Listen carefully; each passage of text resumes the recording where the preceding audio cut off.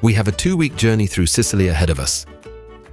We will visit the most famous spots and showcase the top attractions. Sicily is the largest island in the Mediterranean. It is separated from the Apennine Peninsula by the Strait of Messina. Sicily's coast spans nearly 1,000 kilometers, home to 5 million. The island's history is a story of migrations, invasions, and conquests by the Phoenicians, Greeks, Romans, Germanic tribes, Byzantines, Arabs, and Normans, among others. In the 19th century, Sicily became part of the Kingdom of Italy and later the Republic of Italy. It is a place with a rich history and a diverse culture.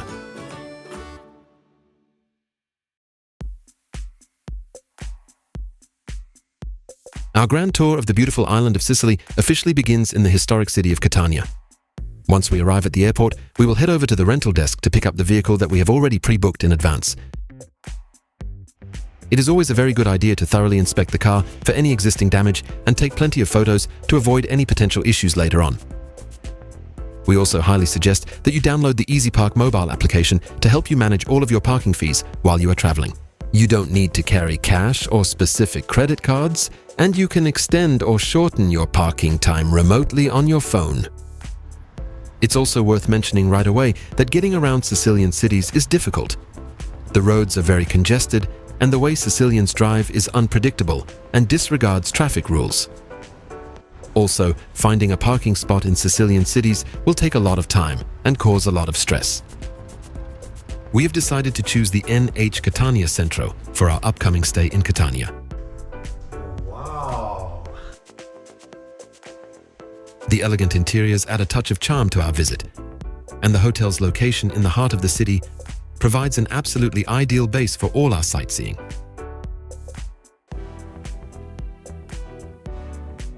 Catania is the second largest city in Sicily.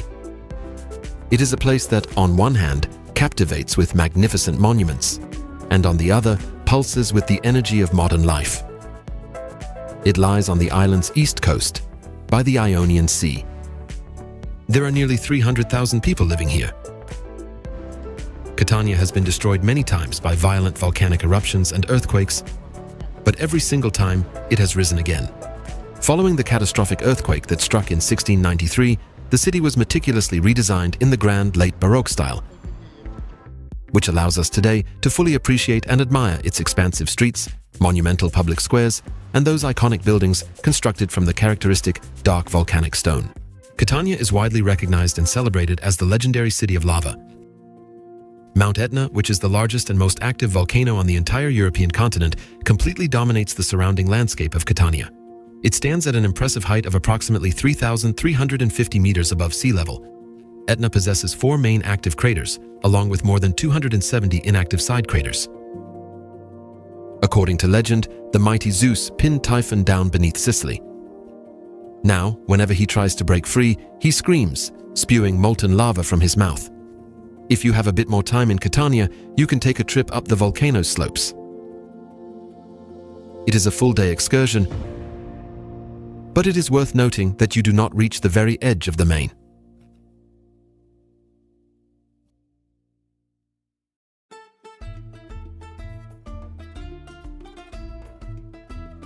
We are going to begin our grand tour of this beautiful city right here at its very center. The true heart of Catania and the most iconic symbol of its rich Baroque heritage is the magnificent Piazza del Duomo, also known as Cathedral Square. A collection of significant civic and religious buildings are all situated gracefully around this historic, bustling space. And the absolute centerpiece of the entire square is the famous and unique elephant fountain. This charming creature is practically a symbol of Catania, appearing even on the city's coat of arms. According to legend, when the settlement was founded here in ancient times, the elephant protected the inhabitants from other wild animals. This elephant statue is widely considered to be the oldest known sculpture crafted from igneous rock. It actually dates all the way back to the ancient Roman era. The base itself features intricate sculptures of the 2 most famous rivers of Catania, while the elephant proudly carries an Egyptian obelisk upon its back. A Apparently, first-year students in Catania once had to kiss an elephant under its tail as part of their initiation. But I wouldn't try that. It's not proven that it brings good luck.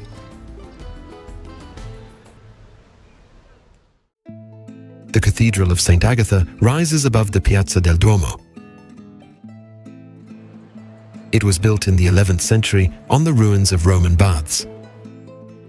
Following a series of eruptions from Mount Etna and earthquakes, it was rebuilt in the 17th century in its current Baroque style. The cathedral's stunning marble facade, richly adorned with classic Corinthian columns and various statues of saints, is notably distinguished by its refined elegance and perfect symmetry.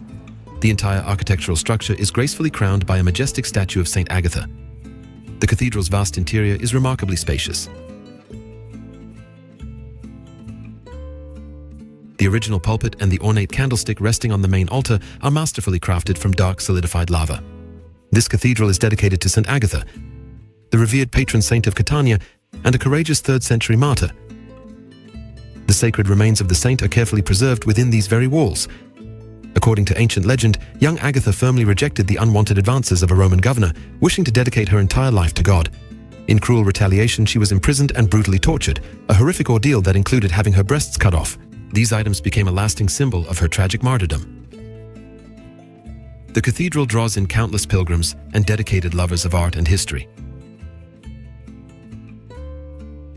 The final resting place of world-famous composer Vincenzo Bellini is right here. Born in this very city, he remains the true pride of Catania. We will tell you much more about his life very soon.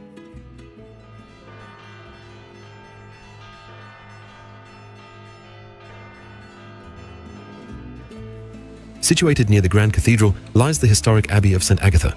It is widely considered to be a true and magnificent Baroque gem. This abbey was originally constructed back in the 18th century. The complex consists of an imposing church and a dedicated monastic section for Benedictine nuns. The main altar proudly displays a beautiful statue of St. Agatha. Behind it, a decorative metal grille hides a private balcony, designed for nuns to attend Mass unseen by the congregation. The structure suffered significant damage again during the 1990 earthquakes. Finally, extensive restoration was completed in 2012.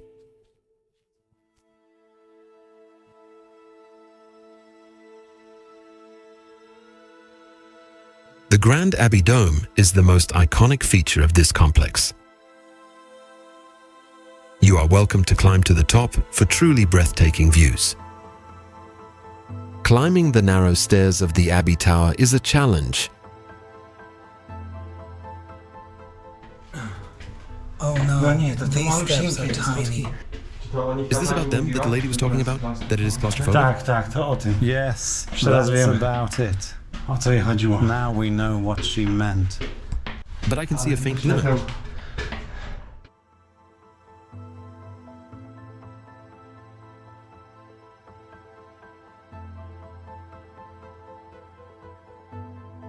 But the experience at the top makes the effort worthwhile. You get a view of every part of the city from here. After these visual delights, it's also worth mentioning that the cult of the city's patron saint, St. Agatha, also offers some culinary delights. Catania's most iconic signature pastry is known as the so-called St. Agatha's breasts. These are delicate short-crust pastries filled with creamy ricotta, topped with white icing and a candied cherry. They serve as a poignant reminder of her martyrdom, a story that is truly gruesome, yet incredibly sweet. We have returned to the beautiful cathedral square, and we are now beginning to explore the historic monuments that surround it. This is the Porta Uzzeda, one of Catania's most iconic and recognizable gates. It leads from the square down to the waterfront, perfectly symbolizing the city's deep and enduring connection to the sea. You can admire its richly decorated facade, or go up to enjoy even more views. On the southern edge of Piazza del Duomo, you can admire the 19th century Amenano fountain. It's unique because it's the only place in Catania where you can see the underground Amenano River, which has been flowing here since ancient times. The fountain draws its water from this very underground river, which is only visible here. The fountain serves as a reminder of how nature, including underground rivers and volcanic forces, shaped this city. Even the constant rhythmic sound of the fountain's cascading water simply cannot drown out all the chaotic noises reaching us here. And on top of that, we are being overwhelmed by some truly intense and pungent smells. This is the bustling fish market, which is located right here by the historic Amanano fountain. This market is one of the most famous in Sicily. The hustle and bustle, the haggling, and vendors beckoning you to their stalls. Tables are groaning under the weight of fresh seafood, from mussels, shrimp, and octopus to snails. The sheer number of fish species here is beyond all counting. It is the magnificent bounty of the Ionian Sea upon which the historic city of Catania sits. Adventurous food lovers really shouldn't miss out on trying the incredibly fresh oysters found at the local market. Let's try it.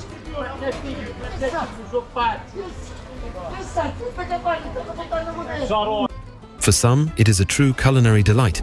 However, others can only watch, and even that is quite a struggle.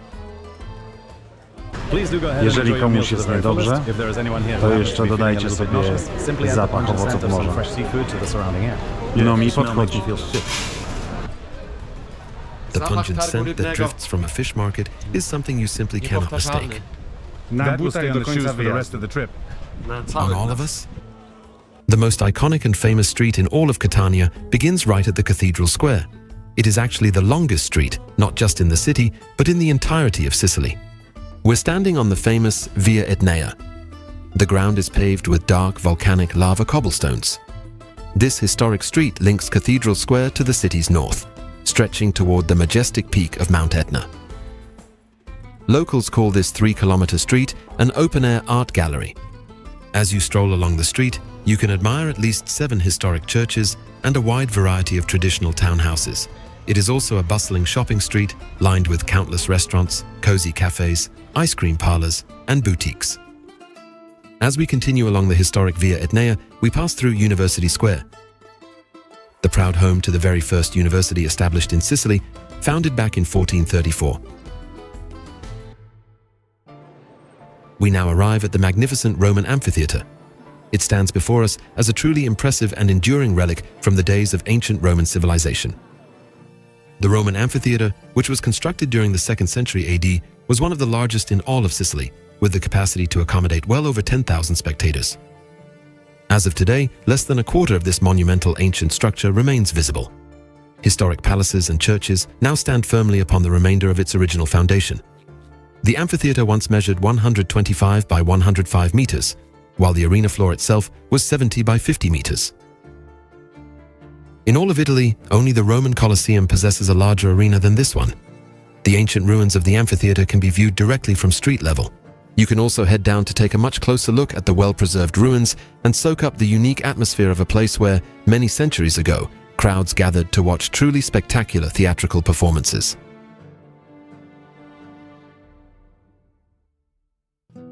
Directly opposite the Roman theatre, also on Via Etnea, stands a grand monument to the most famous artist born in Catania. It is dedicated to the legendary Vincenzo Bellini. He was born in 1801 and spent the first 17 years of his life in Catania. Later, he worked in Naples and Paris.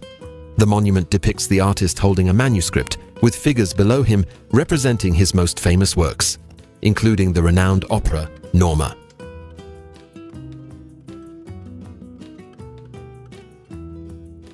Continuing along Via Etnea, we reach some exceptional green spaces located in the heart of Catania. The oldest public garden in Catania, established in the 18th century, is also dedicated to Bellini. The Bellini Gardens, also known as Villa Bellini and Parco Maestrans, form a vast green complex that offers a welcome respite from the intense heat of the summer sun. This location is truly famous for the pleasant atmosphere of its shaded alleys, where you can finally discover some much-needed peace within this crowded and noisy city. Visitors are greeted by a bust of Bellini. Higher up the hill, we reach a pavilion known as the Music Kiosk. From here, you can enjoy a beautiful view of Mount Etna. The gardens often echo with the music of Bellini and other Italian composers. Concerts and music competitions are held here. When dusk falls, we will return to this spot to listen to beautiful music. The famous composer Vincenzo Bellini is so important to the people of Catania that they even created a dish in his honor. Pasta alla Norma, as delicious as the famous opera of the same name. It's pasta with tomatoes, eggplant, ricotta, and basil. We'll tell you about other Sicilian delicacies at the end of our trip.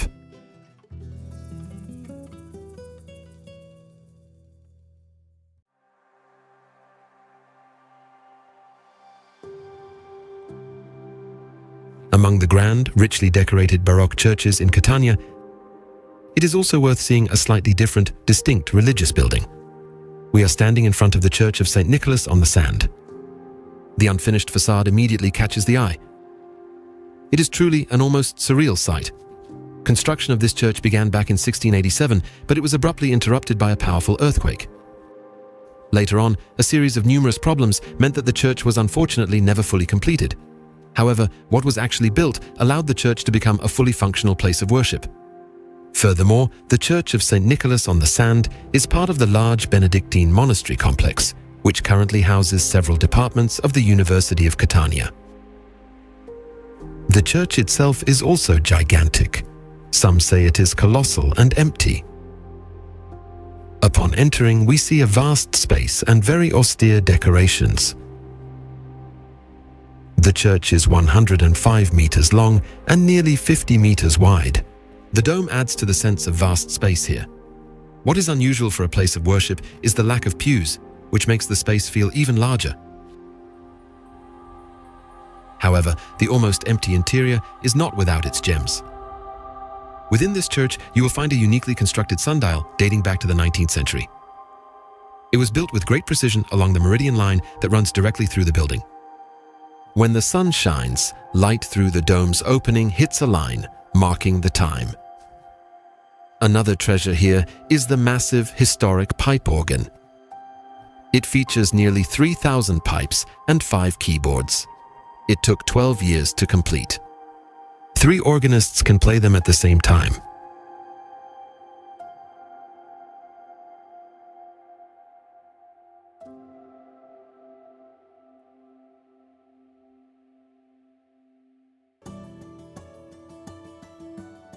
Let's move from the spacious interior to the narrow tunnels. We are now visiting an even older monument. Before us lies another of Catania's amphitheaters. For centuries, there was no clear answer regarding the origins of this structure used for spectacles. Today we refer to this specific arena as a Greco-Roman theater.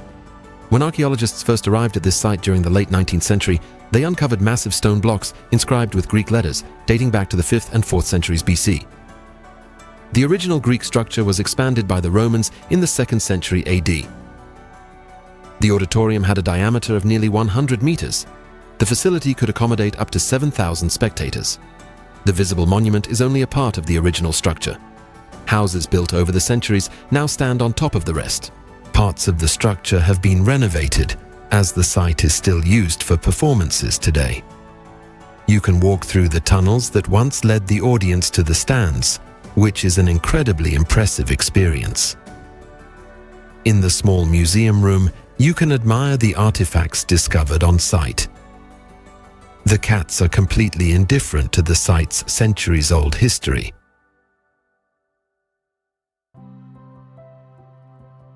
Let us head east of Catania now, toward the former coastline, to a structure built upon an inaccessible and jagged rocky cliff, connected to the mainland by a narrow bridge over a deep moat.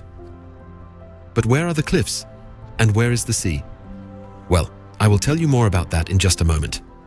Osino Castle stands as one of the few remaining medieval monuments in Catania. Its origins trace back to the 13th century. The massive fortress was built on a square plan, with 4 30-meter corner towers and semicircular towers along the sides. The defensive walls are an impressive 2 meters thick. This formidable stronghold was considered impregnable until the invention of gunpowder. With the capital moved to Palermo, it lost its importance and was turned into a military headquarters and prison. Over the following centuries, it fell into decay. Since 1934, it has housed a city museum where we can admire Greek and Roman archaeological finds, as well as Renaissance and Baroque paintings and sculptures.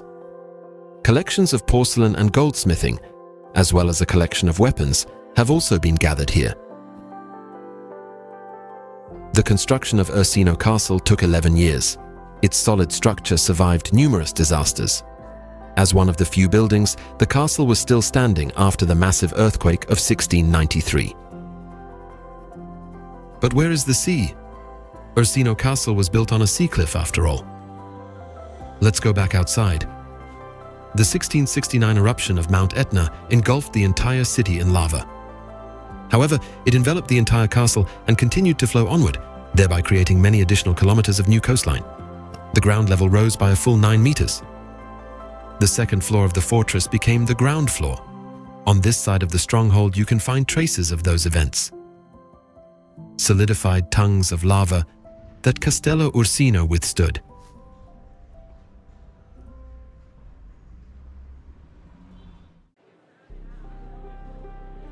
As the sun dips below the horizon and the warm glow of street lamps washes over the alleys of Catania, the city reveals its romantic side. That doesn't mean Catania's pulse slows down, though. Quite the opposite. On Via Etnea, which seems to stretch all the way to Mount Etna itself, a lava flow of nightlife revelers pours out. The morning bustle of the markets gives way to the clamor of those thirsty for evening pleasures. The city's main artery either leads to the central square in Catania or disperses the crowds into the smaller side streets. We arrive at Piazza Duomo, which is often the destination for these evening strolls.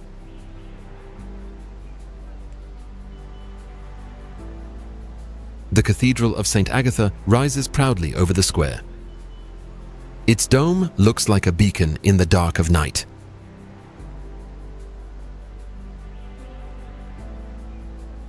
Above the cathedral square, a lava elephant, like an amulet, is meant to bring good fortune to the crowds of visitors. Is there anything at all that could drown out this constant bustle? Yes, there is. Street musicians ensure that there is always music in the air. Some are so talented that you simply cannot help but stop. It is almost hypnotic.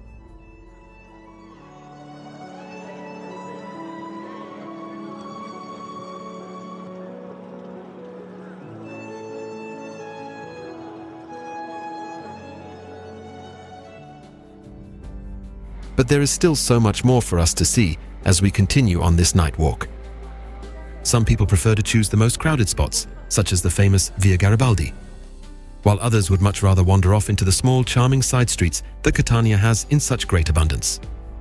Visitors head to Catania's famous kiosks at night, where drinks and spirits are served until late. Others prefer authentic Italian gelato, waiting in long lines at the city's best parlors. Vincenzo Bellini watches from his pedestal, looking even more dignified than in the bright light of day. It is remarkably quiet on Piazza Vincenzo Bellini this afternoon.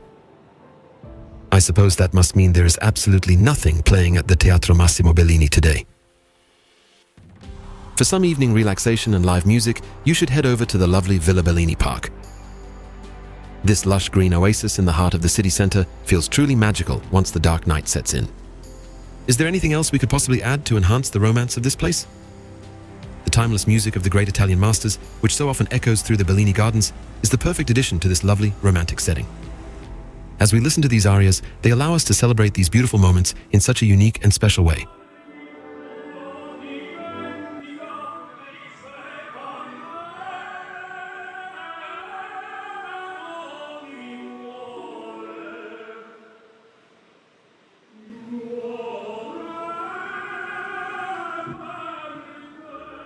Sadly, this is our very last evening here in the city of Catania. It was here in this city that we first began our grand exploration of Sicily.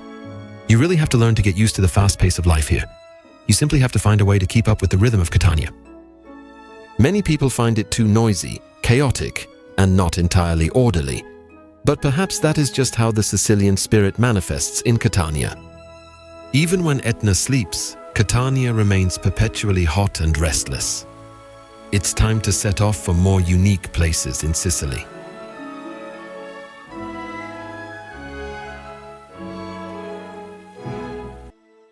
Taormina.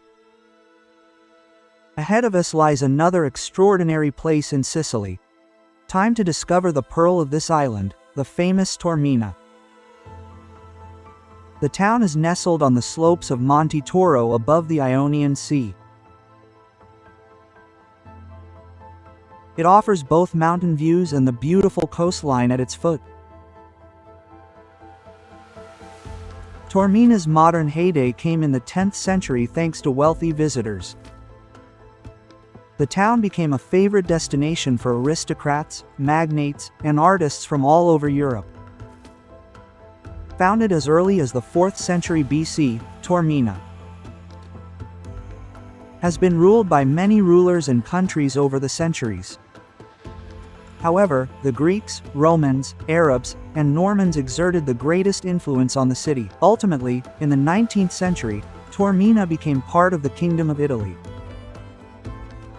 Today, part of the Italian Republic, it retains clear traces of its diverse and rich history. It continues to be a popular destination for tourists from around the world.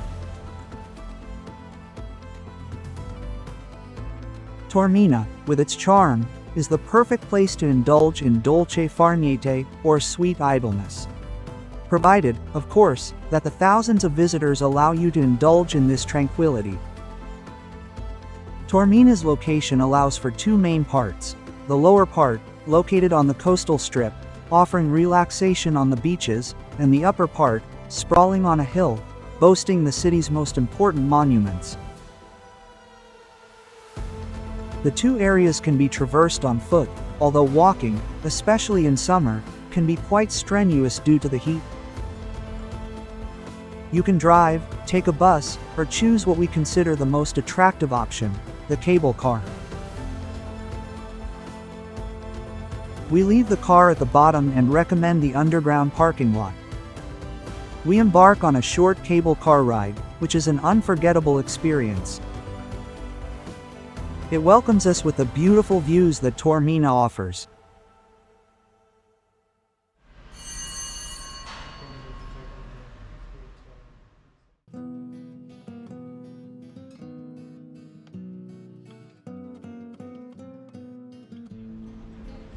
A stroll through Taormina's old town should begin at one of the two main gates. To the north is the Messina Gate, and to the south is the Catania Gate, which we reach after wandering through the old town. After passing through the centuries-old Porta Messina, we enter Corsamberto Street, the axis of Taormina's old town. During the high season, this narrow street is crowded with thousands of tourists, who, in a sense, add to the charm of this place. They can enjoy the countless cafes, ice cream parlors, bars, souvenir shops, and clothing boutiques. At the beginning of our walk, we pass the Corvaja Palace, considered one of the most elegant aristocratic residences in Sicily. The oldest part is a tower built by the Arabs around the 10th century, around which other parts were built. In the 10th century, the Sicilian Parliament met here. Today, it houses tourist information and exhibitions.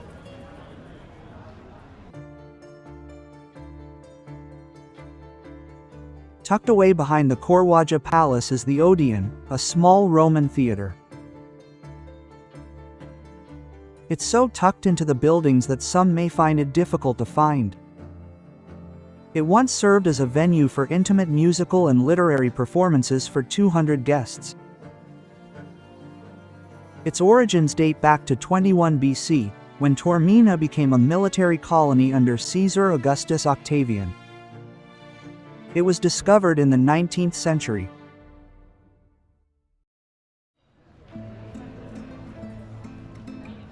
We leave the Odeon and, just around the corner, admire the Church of St. Catherine of Alexandria. Its simple exterior contrasts with the opulent interior. Built in the 10th century, the church was built on the ruins of the Odeon Theatre, which we just saw, and even earlier on the ruins of a temple dedicated to Aphrodite. Inside the church, the remains of the foundations are uncovered. The interior of the church is intimate yet full of charm. The altarpiece is a painting depicting Saint Catherine of Alexandria.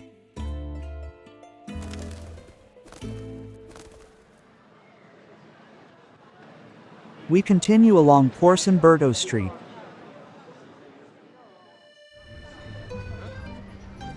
Halfway through Taormina's Old Town, we arrive at the largest and most impressive square in the city, Piazza dell'Aprile.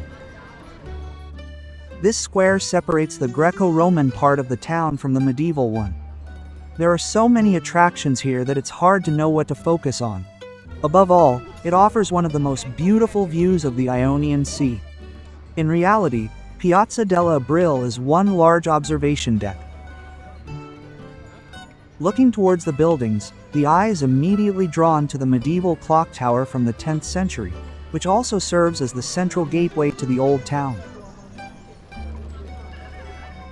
Before continuing through this gateway, however, we head up the impressive staircase.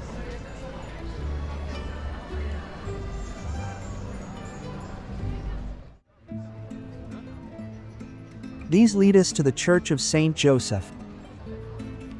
The church dates back to the 10th century. The church's interior is relatively small but richly decorated, emphasizing the building's Baroque character. The entire structure is surrounded by carved ornaments and gilt details. It gets really crowded during the season. The former Church of St. Augustine also stands in Piazza dell'Aprile. Today, it houses the municipal library.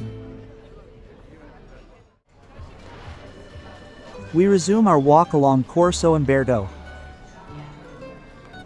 This leads us to another square in Taormina, Piazza del Duomo, or Cathedral Square. It's more modest than Piazza dell'Aprile, but not without its monuments. In the center of the square stands the Di Piace Duomo fountain, built in 1635. For a fountain, there's little water, but plenty of stone. Atop the marble sculpture is a statue of a centaur, which in this version is unique because it represents a female figure. It's an ancient symbol of Taormina. A half-woman, half-bull with a crown on her head holds a globe in one hand and an arrow in the other, symbolizing the city's power and protection.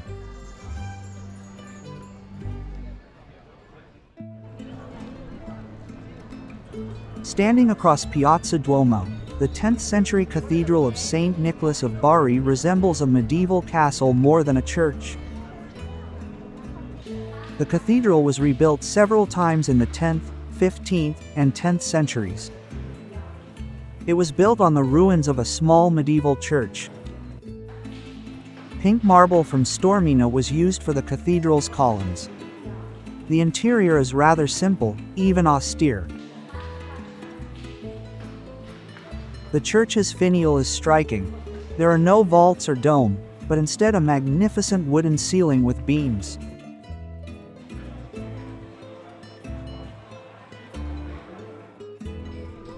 Our walk along Umberto Street in Taormina ends at the Catania Gate, which encloses the Old Town from the south.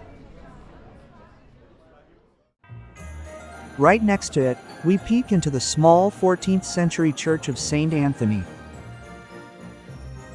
And inside, we're surprised. Instead of traditional decor, we see a huge nativity scene, nestled among the landscape of Taormina. It's a bit strange, especially on a hot summer day.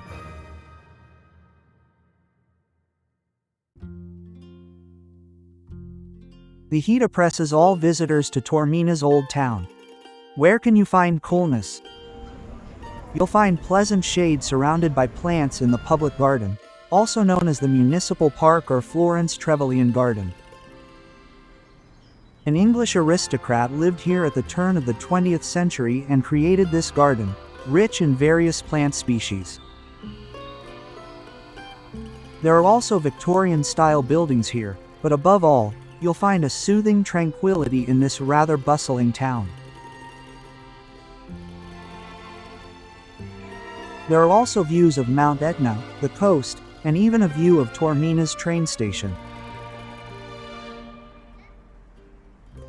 Passengers disembarking here are immediately greeted by the seaside.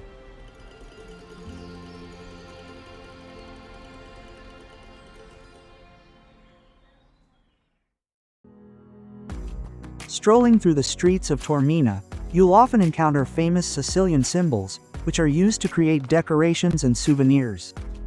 This includes the Trinacria, a Medusa with a woman's head, whose 3 legs represent the most remote capes of Sicily. It's supposed to bring good luck and ward off evil spirits. Sicilian ceramic pine cones represent a symbol of fertility and the desire for a large family. These are the so-called testa d'amore, or Moorish heads. Legend tells of a young girl from Palermo who fell in love with a marmozet, as Moorish sailors were called. When she discovered he had a wife and children, she decapitated him in despair and used it as a basil planter. The plant thrived because she watered it with her tears, and the story inspired artisans to create ceramic planters in the shape of heads, which became a symbol of Sicily. A less romantic version was that the girl came from an aristocratic family, and when she was finally caught having an affair, both were beheaded, and their heads were displayed side by side on a balcony as a warning. One thing is certain: 2 heads and lush plants.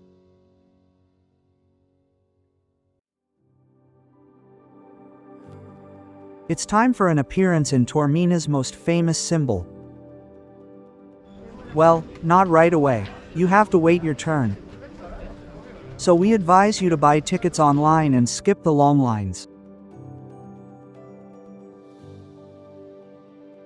We arrive at the Greek theater in Taormina, dating back to the 2nd century BC. The Ancient Theatre in Taormina is the 2nd largest ancient theatre in Sicily after Syracuse. Built by the Greeks and later rebuilt by the Romans. The theater was originally used to stage Greek plays, and in Roman times it was adapted into an arena for gladiatorial combat and wild animal hunts. The semicircular auditorium, approximately 109 meters in diameter, could hold up to 10,000 spectators. To this day, it impresses with its precise construction and excellent acoustics, thanks to which every sound was heard even in the highest rows. And it is from these very top rows that the views are the best. Although you are farthest from the stage, you can admire the entire amphitheater and what lies beyond. The Greeks thought that the view of Mount Etna and the Ionian Sea would provide the perfect backdrop for their plays.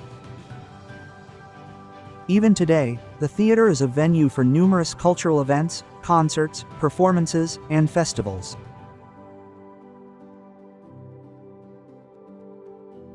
Łukasz is already waiting on the terrace of the restaurant at the top of the amphitheater. We recommend taking advantage of it, as the views are the best there. The ancient Greek theater in Taormina is one of the most picturesque in all of Italy.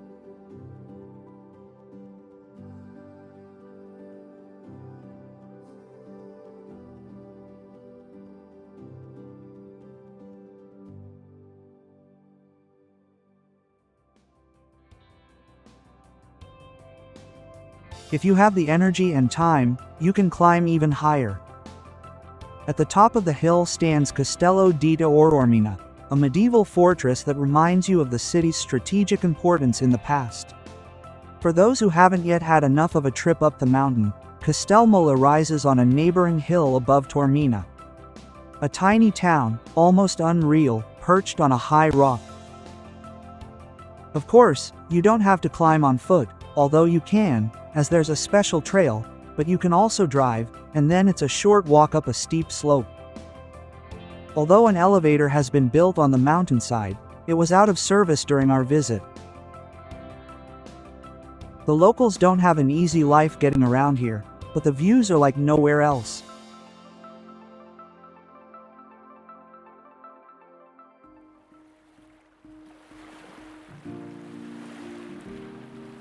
Let's now move down to the foot of all the local hills. As we mentioned, Taormina also offers the charm of the coast, beaches, and coves. But there's also a charming islet here. It's Isola Bella, or simply a beautiful island. Sometimes it's a complete island, Sometimes it's connected to the mainland by a narrow isthmus. This depends on the water level. You can usually reach it by wading knee-deep in seawater. We recommend wearing water shoes, because if you forget, like we did, it can be awkward. The seabed is rocky. Isola Bella is one of Taormina's landmarks. It wasn't always municipal. It was also privately owned, for example, by British aristocrat Florence Trevelyan, who, as we recall, founded the municipal garden we saw here. Isola Bella was finally put up for sale in 1990 and purchased by the Sicilian region. A protected nature reserve has been established here. Several species of birds and lizards live here. There's an admission fee for the public. A stay at the beach on this beautiful island is free, and the views are priceless.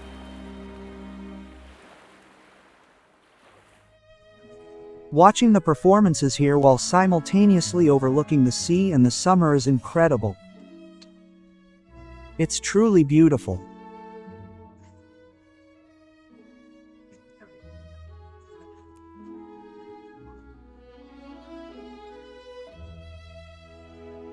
We're ending our stay here in another Sicilian town. Taormina is a city that delights at every turn. From majestic views to ancient monuments to romantic corners. Walking its streets, you can feel the spirit of the past and the charm of Sicily at its best. You can take a day trip here, but it's best to spend 3 days here. It's true that during the season, it's flooded with tourists. It's also expensive for many, but it seems like a must-see on the Sicilian map. Taormina is a town that combines the beauty of nature, rich culture, and a unique Italian atmosphere. Now it's time to visit more unique places in Sicily.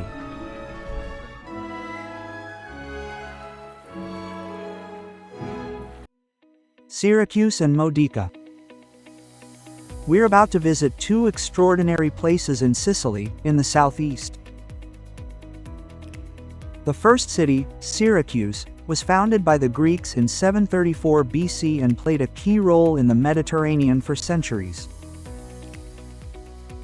After the fall of the Greek city, Syracuse became part of the Roman Empire. Later, it was ruled by, among others, Arabs and Normans.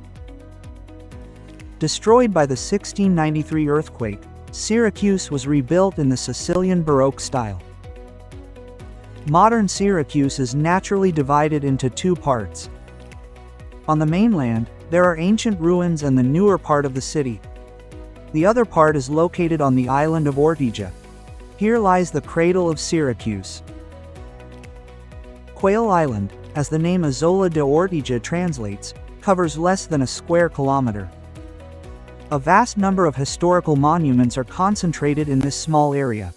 There is no trace of quails in Ortigia today, but even if there were, they would be frightened away by the crowds of tourists. We search for our apartment among the narrow streets. Small townhouses are tightly packed here. We arrive at the front Mare Apartments. It is right on the shore and offers beautiful views of the Ionian Sea. Our apartment has a bedroom on the mezzanine floor and a jacuzzi in the living room. This is something we've never seen before. The location is an excellent base for exploring Ortigia. We begin our tour of the historic part of Syracuse on the island of Ortigia from the center. It is Piazza Duomo, or Cathedral Square. It is located on the site of the former Greek Agora, which was the political and religious center. The current appearance of Piazza Duomo is the result of reconstruction after the 1693 earthquake. The town hall, housed in the impressive Vermexio Palace, stands out. The Archbishop's Palace and the Church of St. Lucy are also located on the square. Let's start with the largest church, the Cathedral of Syracuse, built on the foundations of an ancient temple of Athena, built by the Greeks in the 6th century BC. In Roman times, the Temple of Athena served as a religious center, and then, with the adoption of Christianity, it was converted into a church. There was also a mosque here. The cathedral's interior retains the austerity of its ancient features, contrasting with the richness of its Baroque decorations. The entire structure is crowned by a marble and richly gilded main altar, the centerpiece of which is a 10th century painting of the Nativity of the Blessed Virgin Mary. The main nave is covered by a 15th century wooden ceiling. One of the chapels is dedicated to Saint Lucy, the city's patron saint. Her relics, a rib, and her left arm, are kept in the cathedral. However, the symbol of Saint Lucy's martyrdom are her eyes. According to legend, Saint Lucy's eyes were gouged out during torture because they symbolized her beauty and spiritual light. Some accounts say that it was Lucia herself who removed her eyes to discourage admirers, as she wished to consecrate herself to God. She is the patron saint of the blind and those with visual impairments. Syracuse Cathedral is not only a place of religious worship but also a living museum that tells the history of the city and its inhabitants.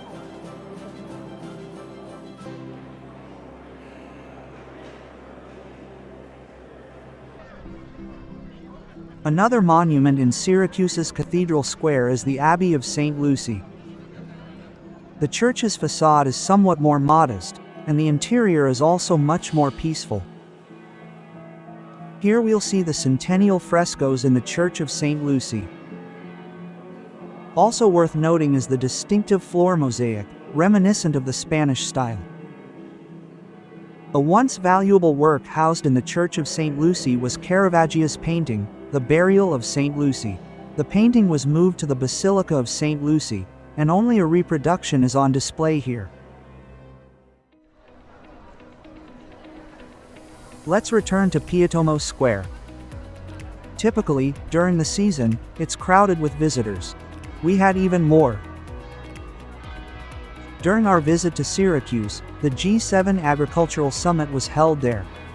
While we were able to admire the exhibitions, this caused significant communication problems and hindered our ability to admire the monuments. Let's now move on to another place that enjoys enormous popularity with visitors, the Fountain of Arethusa. Geologically, it's a natural spring from which water seeps through the rock, flowing from a small pond into the sea.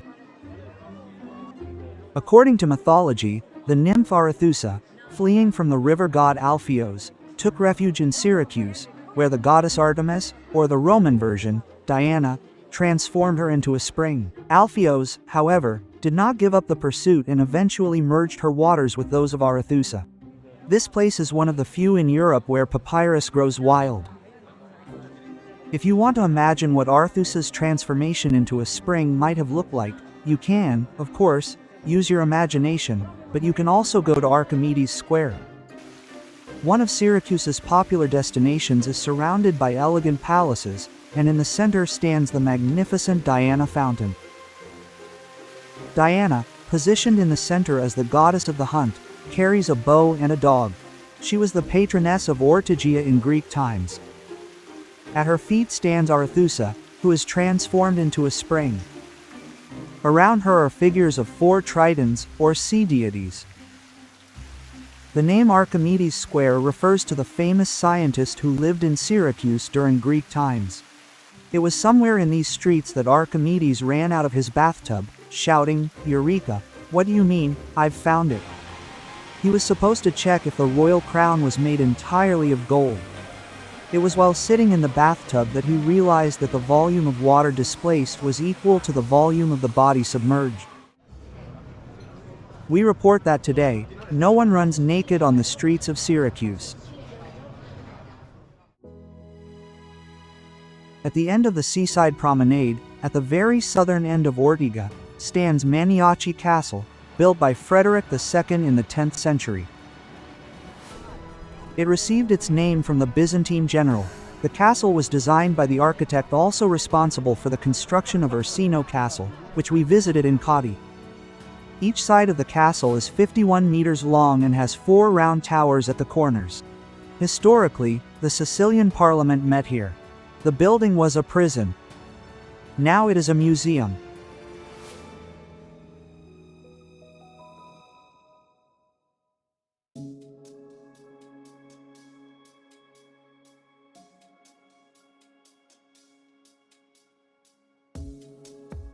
From the very tip of Ortigia Island, we move north, to the mainland of Syracuse. This modernist structure is visible from afar. It is the sanctuary of Our Lady of Tears of Syracuse. The modern building has a total height of over 100 meters. The sanctuary was built to commemorate a miraculous event in 1953. Concerning a bas-relief of the Virgin Mary from which tears flowed. The central part of the church interior is the altar with a reliquary, believed by the church to contain Mary's tears. 8 chapels are located in the side naves. The sanctuary also houses a museum devoted to the local miracle.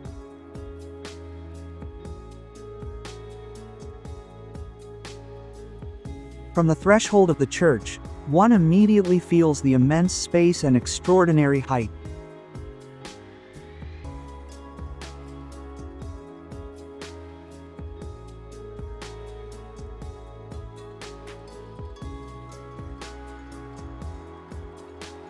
Slender pillars rise, almost touching the sky. This height gives the place a sense of infinity.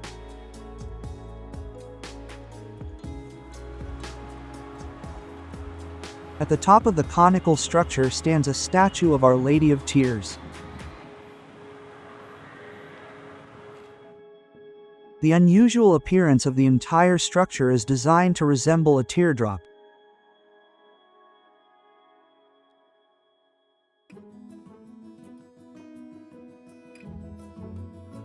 Those interested in much older monuments can visit the nearby Archaeological Museum of Syracuse. It's a true treasure trove of antiquity and one of the most important institutions dedicated to the ancient period.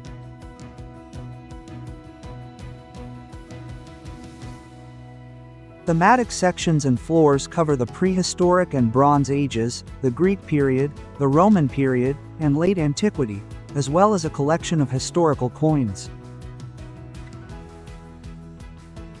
Here, you'll find valuable Greek vases, numerous sculptures, and one of the most valuable collections is the Adelphia sarcophagus, a richly decorated tomb from an early Christian cemetery in Syracuse.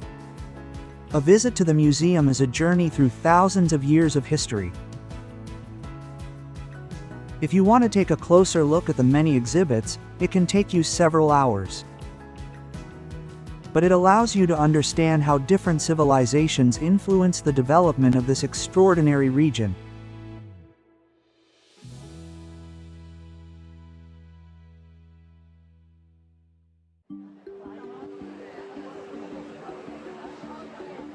We remain inland and arrive at one of the ancient centers of Syracuse, Neapolis. The archaeological park of Apolis is picturesquely situated at the foot of, and partly on, Temenite Hill. Our tour of this open-air museum begins with the Roman amphitheater, built in the 1st century BC. It is the largest in Sicily and one of the largest Roman amphitheaters in Italy.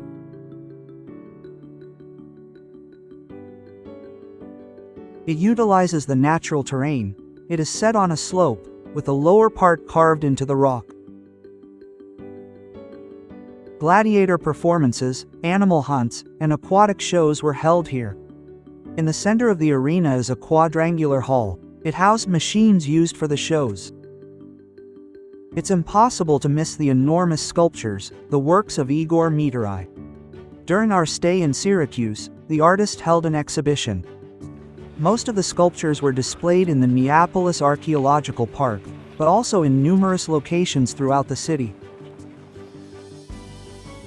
We now turn to the Greek Theatre. This monumental structure was built between the 5th and 6th centuries BC. It served as a venue for performances, worship, and large popular gatherings. It housed public trials, and when the Romans adopted it from the Greeks, it was adapted for entertainment. The theater's auditorium has 67 rows, carved entirely into the rock. As always in such Greek structures, the focus was not only on what was on stage, but also on the entire panoramic view for the audience. The audience admired not only the performances but also part of the city and the Ionian Sea. The amphitheater has been adapted to modern performance requirements. This is certainly a great attraction for spectators, but it disrupts the view of the ancient amphitheater. Above the theater is a terrace with niches carved into the rock. In the center of the wall is the Grotta de Ninfeo, or Nymph's Cave. Water is brought here from a still-functioning Greek aqueduct. From here, the water flowed into the theater's hydraulic system. Let's move on to other sites in the archaeological park on Apolis. Ancient quarries are also located here, later serving as prisons and necropolises. One of the caves is the most famous. We enter with great curiosity among the massive rocks. The site has been called the Ear of Dionysus. This is due to the incredible acoustics.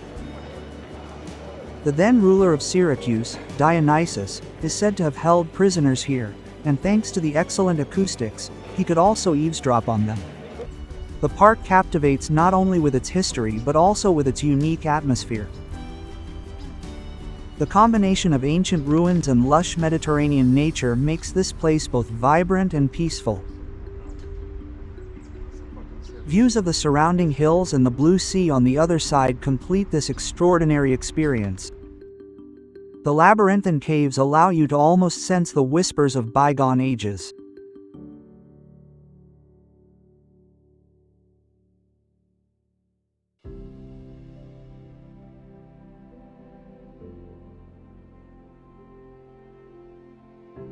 As evening approaches, we return to exploring Ortiga Island, this time at night. The number of tourists seems even greater than during the day, but the unique buildings transcend this mundaneness. They stand motionless, yet seem to play in this theater of light and shadow. We begin at the very tip of the island in the Castello Maniaci.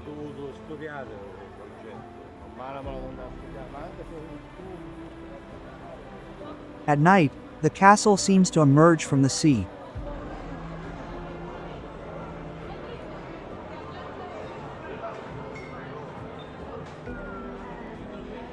The Duomo reveals its Baroque soul even more beautifully. Individual buildings seem to gleam like marble jewels. The cathedral constantly dominates the square. The town hall presents a majestic and elegant appearance. Everyone's gaze will surely turn to the Archbishop's palace, finally closing the space with the view of the Church of St. Lucy.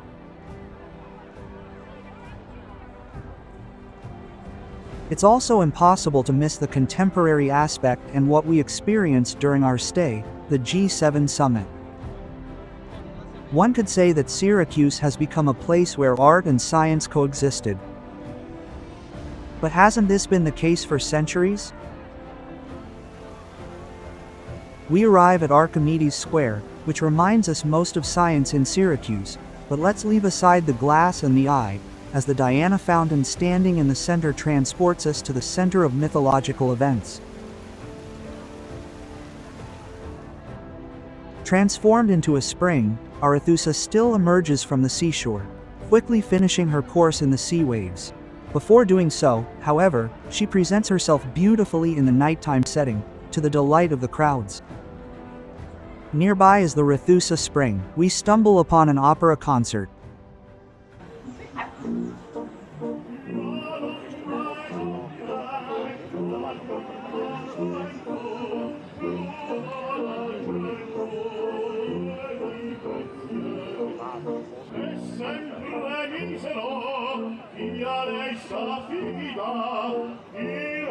Confida.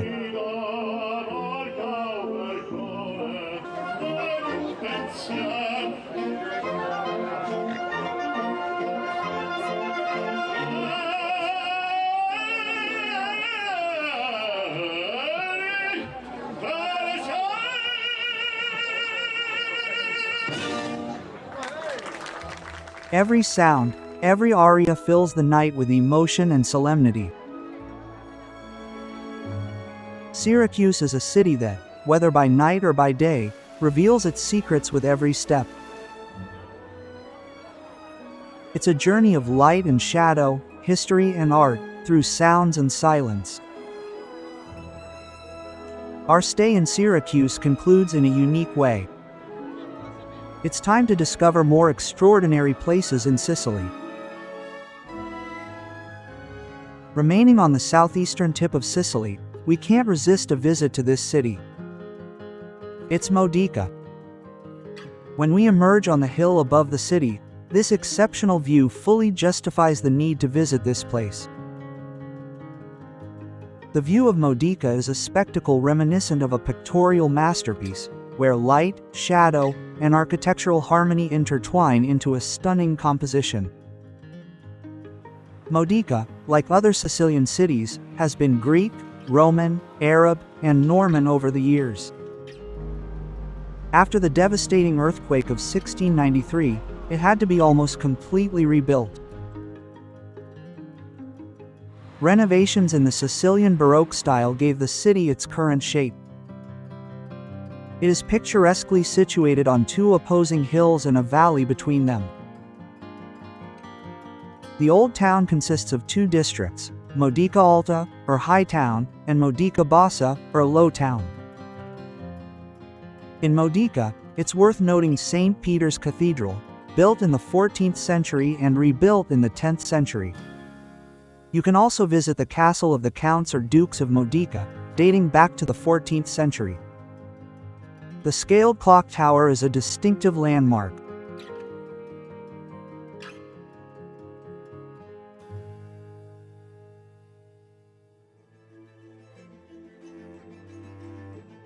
The majestic St. George's Cathedral stands out from the view of Modica. It towers over the city like a jewel set in the crown of the hill.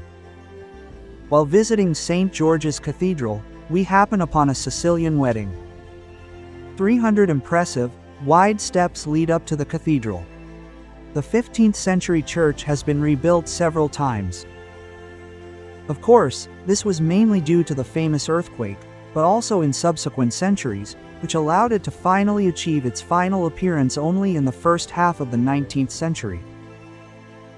The beautiful, spacious, and bright interior delights with its rich Baroque style. The Sicilian sun highlights all the decorations. A stay in Modica is not only visually refined but can also be, quite simply, delicious.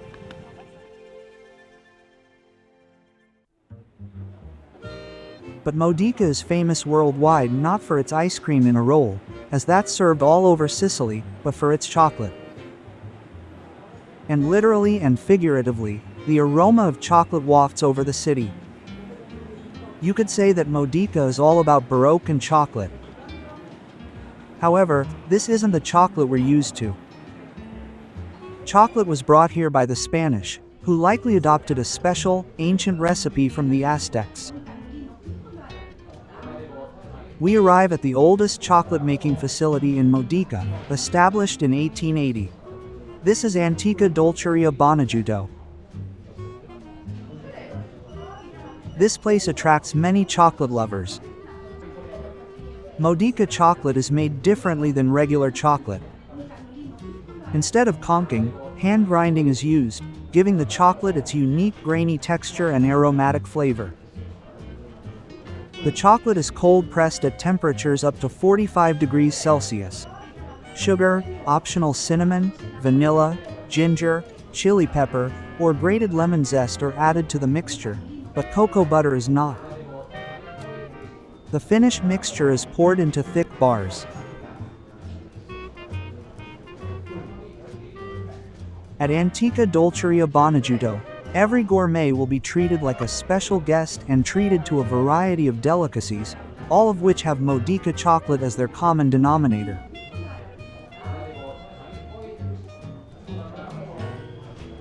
Ultimately, we decide on several chocolate delicacies, and once we're there, we sample the drinking chocolate. This might come as a surprise, as it's cold. This is the kind of chocolate served here in the summer. The unique taste of this wonder lingers in your mouth for a long time, etched in your memory forever. Just like our visit to this extraordinary city.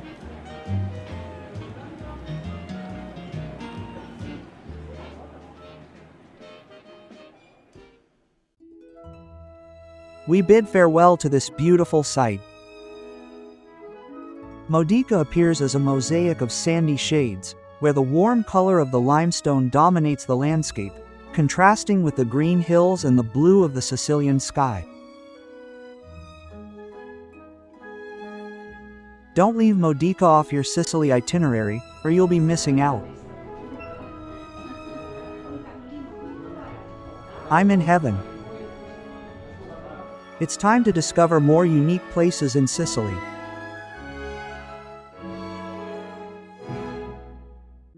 Palermo. On our Sicilian journey, we now move to the north of the island. Here, we will explore the most interesting places on the northeastern tip of Sicily.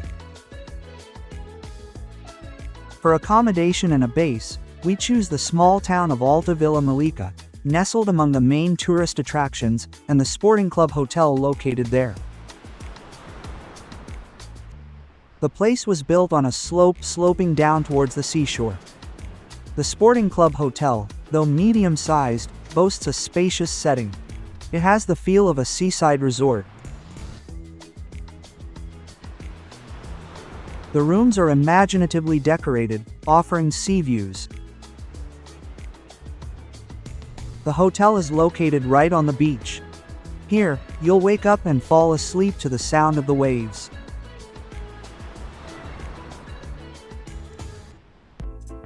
We begin our exploration of northern Sicily from the island's capital. Palermo was founded by the Phoenicians in the 6th century BC. Over the centuries, it has experienced the traveling rule of Carthaginians, Romans, Vandals, Byzantines, and Arabs, who made it an important commercial and cultural center. In 1072, the city was conquered by the Normans. After their fall, Palermo came under the rule of German, French, and Spanish dynasties. In the 10th century, the city witnessed the Sicilian Vespers and an anti-French uprising. Palermo experienced renewed life in the 19th century, particularly after the unification of Italy in 1860. Today, Palermo has a population of 850,000. This famous port city on the Tyrrhenian Sea offers both historical monuments and fresh seafood. Palermo is a symbol of Sicily's rich history and culture. From its Baroque splendor to its bustling streets.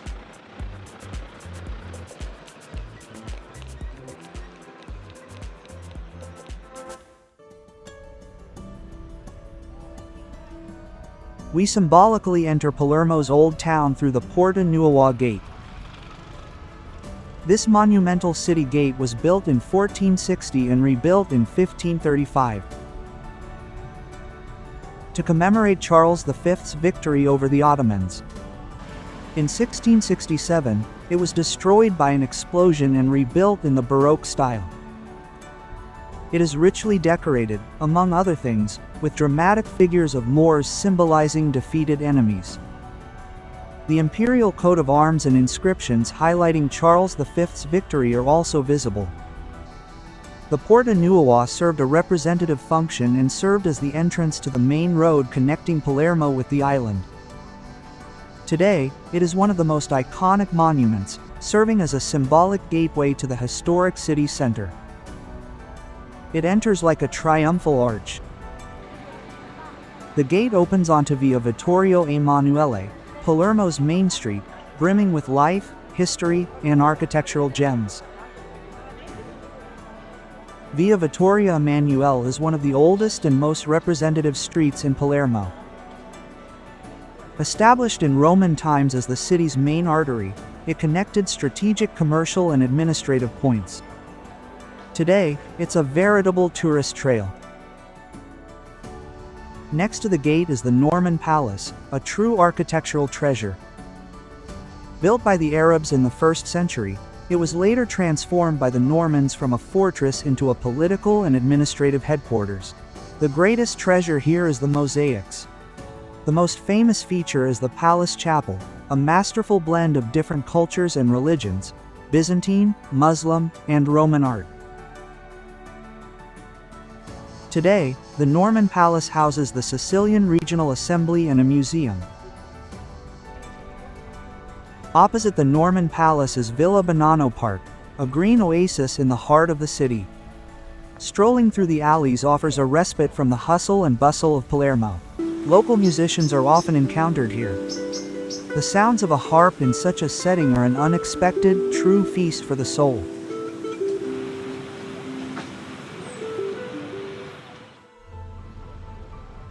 Continuing along via Vittorio Emanuele, we reach the symbol of Palermo. The enormous dome of Palermo Cathedral is visible from afar. It's worth pausing to admire the magnificent surroundings of the most important church in the Sicilian capital before entering. Palermo Cathedral is entered through the main entrance, adorned with a wide portico in the 10th century Catalan Gothic style. The principal church of the Roman Catholic Archdiocese of Palermo is dedicated to the Assumption of the Blessed Virgin Mary. Its architecture is a complex blend of styles resulting from numerous additions, modifications, and renovations over the centuries, combining Norman, Arabic, Gothic, Renaissance, and Baroque elements. The cathedral was founded in 1185. The interior has a Latin cross plan with a central nave and 2 side aisles divided by pilasters. It houses numerous works of sacred art and royal tombs. The meridian runs through the cathedral, marked by a bronze line carved in the 10th century. A specially created opening in the dome, using a sunbeam, marks numerous astronomical data points.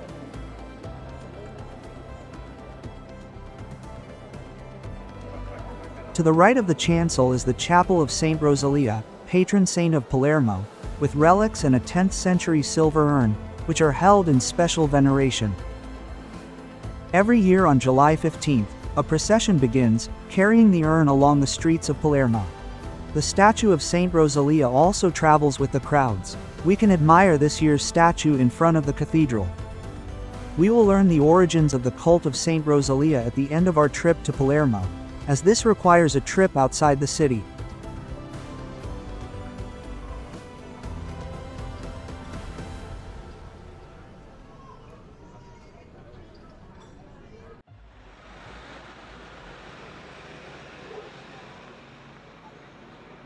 Near the cathedral is a Capuchin monastery.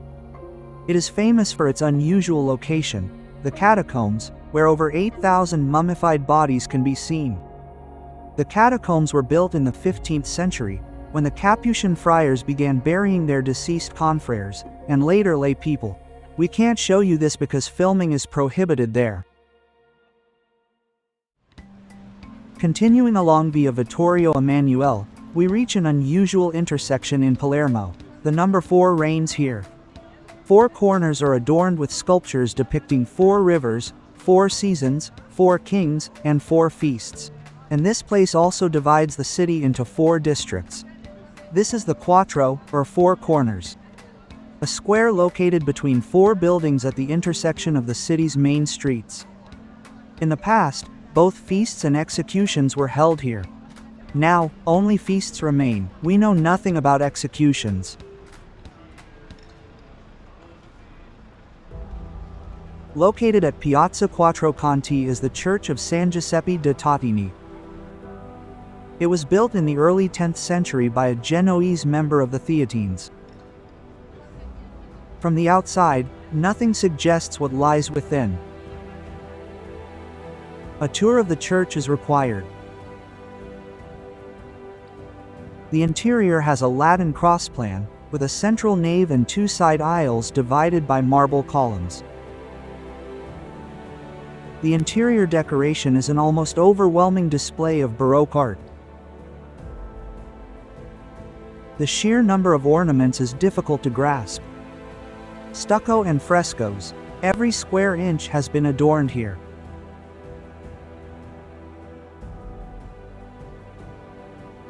The church's main altar is adorned with precious stones and topped with a bronze, ivory, and agate crucifix.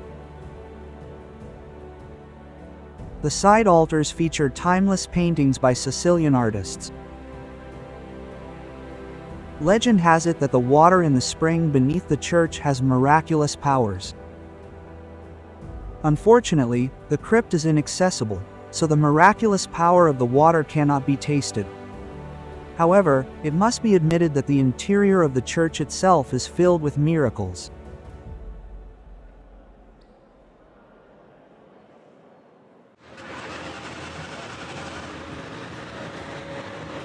You've probably noticed that we travel through Palermo's old town on foot, and that's the best way to get around, especially since the most interesting places are not very far from each other. Traveling around Palermo is very difficult. Traffic jams are enormous. Finding a parking space is extremely difficult. You can also leave your car on the outskirts of the city and take the tram to the center. But traffic jams aren't the only thing infamous here.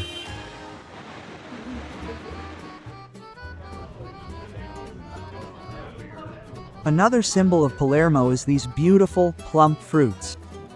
They're not real, but made of marzipan. The tradition of making marzipan was brought to Sicily by the Arabs. The art of molding dough figures was developed by nuns. The secret to successful marzipan cake was adding an infusion of orange blossoms, which grow abundantly in Sicily. The history of marzipan fruit supposedly began with a visit by Charles Vermo in the early 15th century. For this visit, the nuns decorated trees with marzipan fruit. The tradition has survived to this day, although today they are not hung on trees but sold in numerous pastry shops. Let's move on to another famous spot in Palermo, Piazza Pretoria. The square is surrounded by the municipal buildings, the Church of St. Catherine, and the Barons' palaces. All overlook the famous Pretoria Fountain. This monumental work was created in the 15th century by a Tuscan architect in Florence. However, it did not stay there for long. The fountain was moved to Palermo in 644 pieces. Around the fountain are figures representing mythological gods and a goddess. The four reclining sculptures are personifications of Palermo's rivers. The Pretoria Fountain is also known as the Fountain of Shame. In the 18th and 19th centuries, it was seen as a symbol of corrupt city authorities, but the term also refers to the nakedness of the figures. Legend has it that one night, nuns from a nearby convent, armed with hammers, chipped away the offending body parts from the sculpture. What's more embarrassing for us is that, for such a famous fountain, there's not much water here.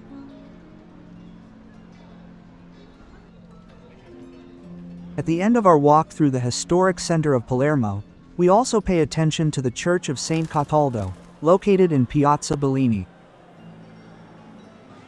Surrounded by red domes like a mosque, the church was built in the 10th century during the Norman era, when inspiration from Arabic culture was common.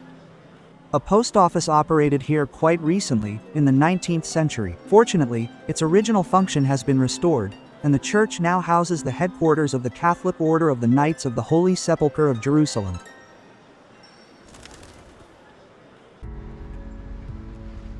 North of Palermo, Monte Pellegrino looms over the city. It's worth a visit for several reasons. We travel by car, but some choose to cycle. Others treat this ascent as a hiking trail. The route is approximately 7 kilometers long, and the mountain is just under 600 meters high. It's demanding. At the summit of Monte Pellegrino, beautiful views await everyone, but not only that. This place is also connected to the history of Palermo and the spirituality of its inhabitants. It houses the sanctuary of Saint Rosalia. The chapel of the city's patron saint was carved into the rock. Inside, a reliquary of Saint Rosalia is kept. The story takes us back to the 10th century, when young Rosalia, learning of an arranged marriage, fled and became a nun. She spent most of her life in a cave on Monte Pellegrino. When the city was struck by a plague in the 10th century, water dripping from these rocks healed a woman. She also saw the figure of Rosalia, who showed her the place of her death. The plague vanished. In gratitude, Rosalia became the patron saint of Palermo, and a sanctuary was built there. A visit to Monte Pellegrino is not only an opportunity to encounter history and spirituality, but also to experience the majesty of the Sicilian landscape.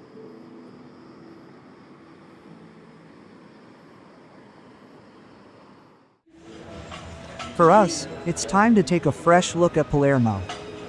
A city of contrasts, from its rich history to its contemporary chaos. The capital of Sicily pulsates with energy, living at a fast pace that requires keeping up. This is not the peaceful, idyllic Sicily with its charming provincial landscapes that we often imagine. This is a vast metropolis, a contemporary symbol of Sicily. It's time to visit more interesting places on the island.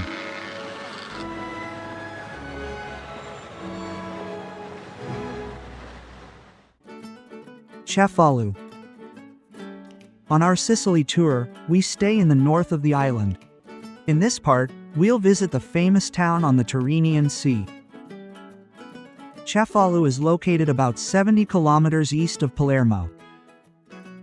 A picturesque road leads us along the coast. Here, the mountains meet the sea, creating exceptional views. Even from afar, we can see the impressive La Rocca Hill. It is at the foot of this cliff that the town of Cefalù developed. One of the most charming towns not only in Sicily but in all of Italy. The city was founded in the 5th century BC on a site inhabited since prehistoric times. A significant moment in the city's history came in 1064, when the Normans reconquered it from the Arabs and then completely rebuilt it. Throughout its history, the city has also had Greek, Roman, Byzantine, Arabic, and Norman influences. The city's name comes from the Greek word for cape. Cefalù has only about 14,000 inhabitants, but attracts millions of tourists from around the world. To explore the town, we first head not to its center but, on the contrary, we venture a little further afield. From the very beginning, we begin our ascent. However, we are not escaping civilization. You have to pay for the hike. It's supposedly at a vending machine, but it's actually attended. Only a few cards are accepted, and cash is precisely counted, as change isn't given. The ancients had it easier. They didn't have such problems. We're climbing a hill overlooking the town of Cefalù. This is La Rocca. The elevation is about 270 meters high. It doesn't seem like much, but it still requires some effort in the scorching Sicilian sun. We'll see how Roddick manages. And how. We keep going up, and yet, a man paid €5 for this effort. The trail is over 2 kilometers long. I'm already lost. However, it's worth winding your way up the hill. Ruins of ancient fortifications and a temple of Diana dating back to pre-Christian times await. At the highest point of the rock are the ruins of the castle of Cefalù. Climbing La Rocca Hill is a must-see for those who want to see the city from a unique perspective.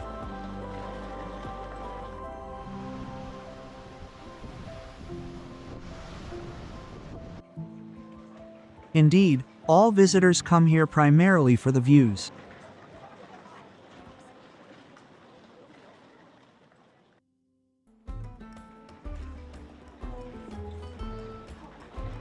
From the viewpoint, it's worth taking a look at Cefalù's main street, Corso Ruggiero, which divides the city in two. one with winding cobblestone arches circling the rock, the other with parallel straight streets leading directly to the sea. The promenade once marked the medieval town at the foot of the rock and the newer, regular section leading to the sea.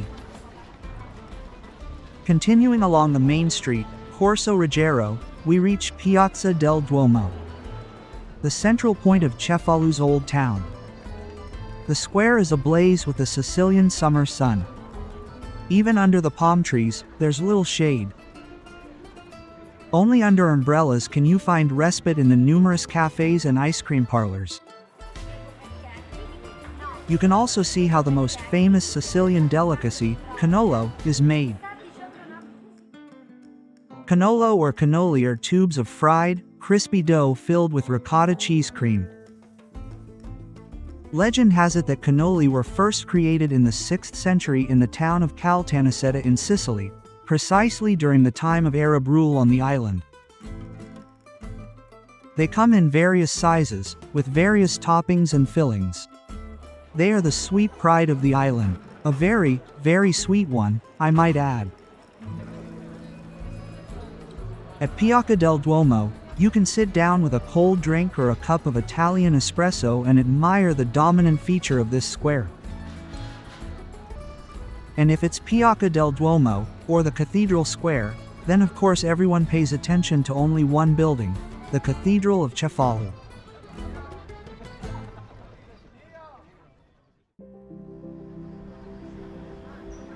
Built in the 10th and 11th centuries, the cathedral combines Romanesque and Norman styles with Byzantine and Arabic influences. The monumental facade of the church features two massive towers, symbolizing royal and divine power. A magnificent portico, added in the 10th century and consisting of 3 Gothic arches, leads into the church. The construction of the cathedral was initiated by King Roger II, the Norman ruler of Sicily. His ship was shipwrecked off the coast of Cefalù. In gratitude for being spared, he built a church on this site. Although work began on a grand scale, the building was never completed to the king's fullest intent. The cathedral's interior is spacious, austere, yet simultaneously majestic. The central nave is separated from the side naves by 12 massive columns from ancient buildings. The cathedral's greatest treasures are the extraordinary Byzantine mosaics that adorn the chancel and apse. They were created between 1145 and 1166 by masters brought from Constantinople. They are among the oldest and best preserved mosaics in all of Italy. The central element of the mosaic is the image of Christ Pantocrator, or Christ the All-Powerful. Above the figure is an inscription in Latin, and the book contains quotations from the Gospel of John in Greek and Latin. I am the light of the world. Whoever follows me will not walk in darkness but will have the light of life. Quote, experts say that Jesus' very appearance reflects the multicultural character of Sicily.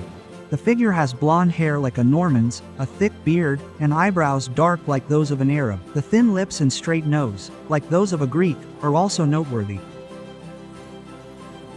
The impressive wooden ceiling, decorated in the Arabic style, is worth noting. The cathedral in Cefalù is not only a historical monument but also the spiritual heart of the city.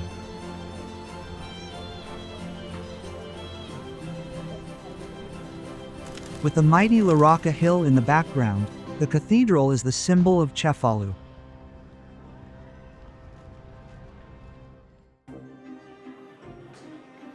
Walking the streets of Cefalù, it's also worth stopping by the Mandralisca Museum. Housed in an old mansion, it houses the private collection of one of the barons, containing various collections of coins, furniture, books, paintings, and archaeological finds. However, visitors come here for one work. It's the famous painting by Antonello da Mene, A Portrait of a Man.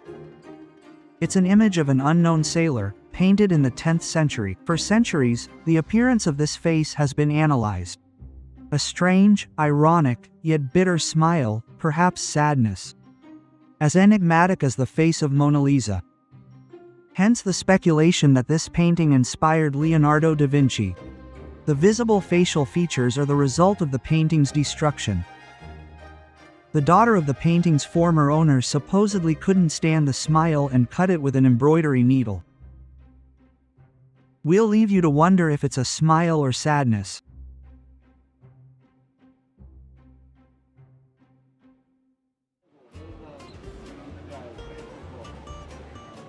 Meanwhile, in another narrow street in Cefalù, we're off to do some laundry.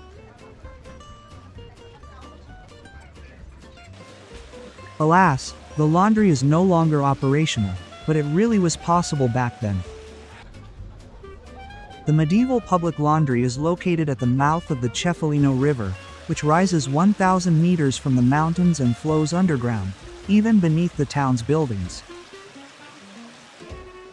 Special tanks carved into the rock retain the water and allow for washing. This is roughly what it might have looked like. Laundries were used in Arab and Norman times, but even decades ago, apparently, women from Cefalù knelt by these tanks, rubbing clothes against stones. They were already washing clothes then, which is now recommended at low temperatures. And maybe you can do your laundry right away. Cefalù, like many fortresses overlooking the sea, was completely surrounded by walls that guaranteed security.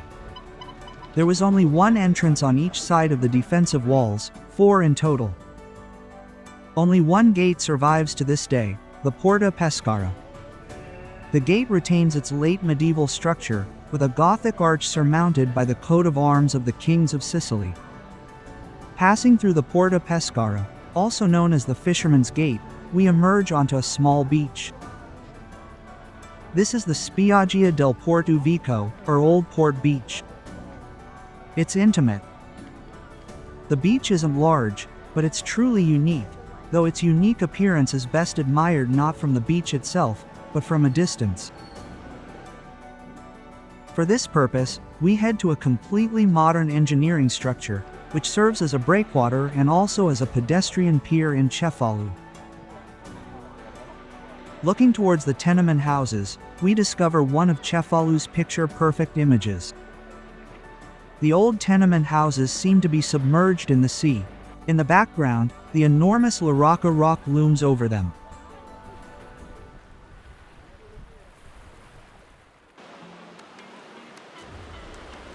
If admiring the view is enough, the pier also serves as a perfect spot for jumping into the sea. We didn't give in to the temptation, maybe next time. However, we decided to visit the main beach in Cefalù. This one delights everyone craving the warm, blue sea and the sprawling city beach. This blissful relaxation is further enhanced by such a beautiful view of Cefalù's submerged tenement houses. Beach, sea, a scorching summer afternoon. Isn't this the perfect place and time to try another Sicilian delicacy? So, on such a hot, sunny afternoon, we indulge in granita.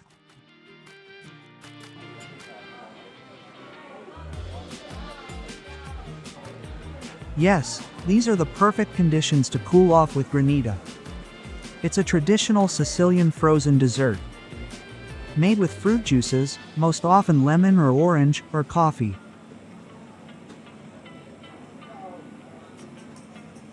I have more. The feature that distinguishes granita from sorbet is the grainy texture of the ice. Apparently, ice brought from the slopes of Mount Etna was once traditionally used to make granita. I've already tried it. It's delicious. Perfect for cooling off in the summer.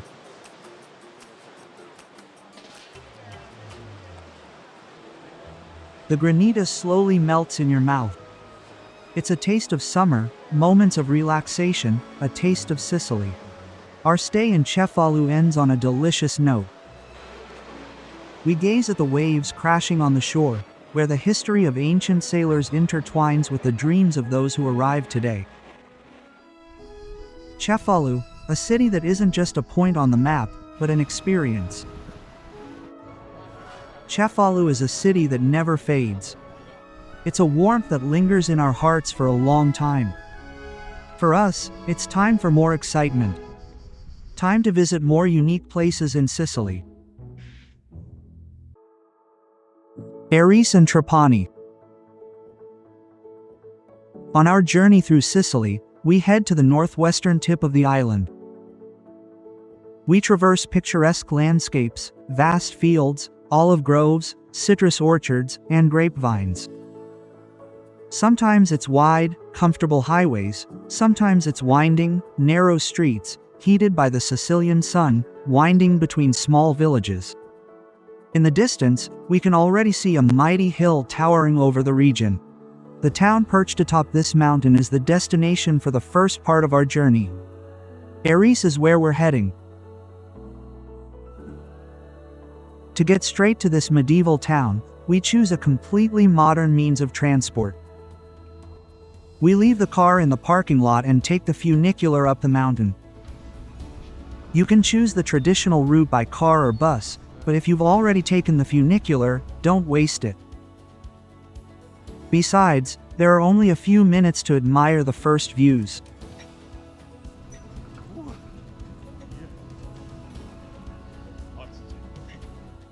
We enter Erice through the gate known as Porta Trapani. Dating back to the 10th century, it transports us back several centuries to the narrow medieval streets. It introduces us to a world unchanged for hundreds of years. Erice is located at an altitude of 751 meters above sea level, on Mount St. Julian, more commonly known as Monte Erice. In ancient times, the mountain on which the city rests was believed to be a sacred place dedicated to the goddess of love. First, to the Phoenician Astarte, then, to the Greek Aphrodite, and in Roman times, to the Venus of Erice. The history of Erice dates back to the Phoenician period, and then to the Roman and Romanesque periods, making this place a true open-air museum. Erice is surrounded by a well-preserved wall, built according to legend by the Cyclops, but in reality by the Elymian, Phoenician, and Carthaginian tribes in the 6th and 6th centuries BC. Visiting Erice takes us back to another era. The city seems to float in the clouds, above the everyday bustle, above the hustle and bustle of cities and the bustle so common in Sicily. The narrow streets allow visitors to lose themselves. The usually loud tourists seem even less noisy here, as if subconsciously tuning in to the rhythm of Erice. It's more pleasant to contemplate this city in peace.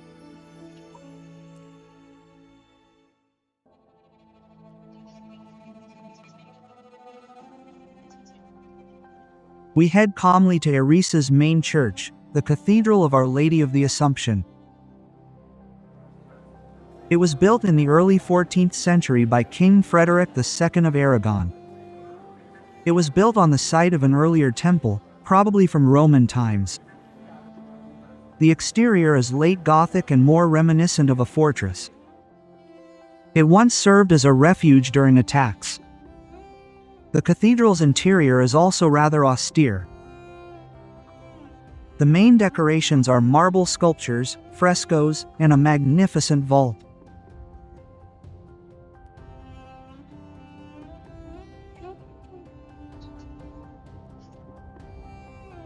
The more valuable treasures are gathered in the side nave and displayed as a museum. Admission to most of the churches in Erice is charged. It's worth purchasing a single ticket for all the churches at the cathedral. Next to the cathedral in Erice stands a massive bell tower. It was originally a defensive tower.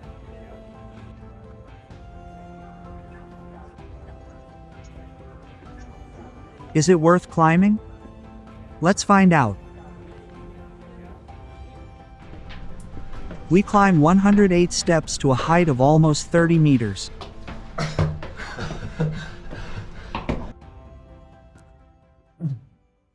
No, it's impossible. Oh, it's there. It's there, it's there. It seems like not much, but space is limited and hot, just like the space at the very top. However, the views are excellent. Both over the entire town of Erice and beyond the hill.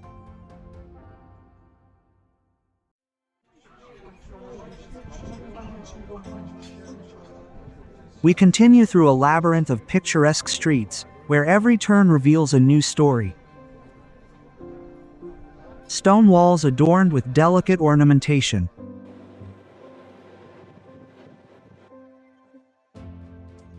Narrow staircases and quiet squares create a unique atmosphere.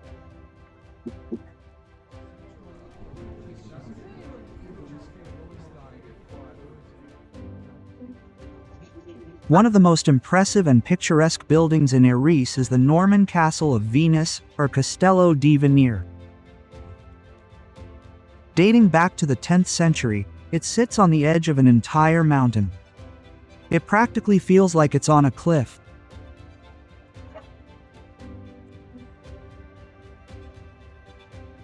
The history of Castello di Venere dates back to ancient times, when the Phoenicians built a temple dedicated to the goddess Astarte, which the Romans renamed the Temple of Venus of Erice. The temple was a place of pilgrimage, where sailors and soldiers offered sacrifices before setting out to sea. In the Middle Ages, the Normans transformed the castle into a powerful defensive fortress guarding the western coast of Sicily. Competing for attention alongside the Castle of Venus are the nearby castle and towers of the Torre del Ballio. Built to complement Erice's defense system. The name Ballio meant governor, meaning the local representative of the king's interests. For centuries, the building fell into ruin until the site was taken over by an Italian count and patron of the arts, Agostino Ser Pepoli, who gave it its current appearance in the 19th century. He also established a public English garden. He also built something entirely for himself, the Torretta Pepoli. It was intended as a place of contemplation and study. The Count wanted to create an oasis of peace where artists and scientists could meet for philosophical discussions. As mentioned, in addition to the fortress, Erice also boasts numerous churches. Their pointed towers and domes rise above the rows of houses. We enter the Church of St. Peter, dating from the 14th century after being rebuilt in the 10th century. It is small but popular with the faithful thanks to its central location. The church is connected to the monastery by a magnificent arch rising above the street. Now it houses the Ettore Majorana Center for Scientific Culture. Wandering around Erice, you can get lost in the narrow medieval streets. You can also choose the paths along the defensive walls, enjoying beautiful views of the Tyrrhenian Sea, the neighboring hills, or the view of Trapani, a bustling port city at its foot. We'll be there soon. Meanwhile, our gaze turns to the outskirts of town, towards the interesting, rectangular, multicolored fields. These aren't crops or plantations. That's where we'll head first. These are the famous Trapani salt pans.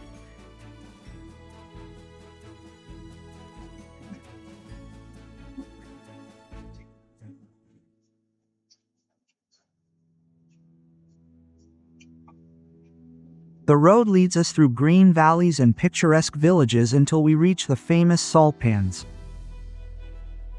Here, Nature and tradition combine in an extraordinary spectacle.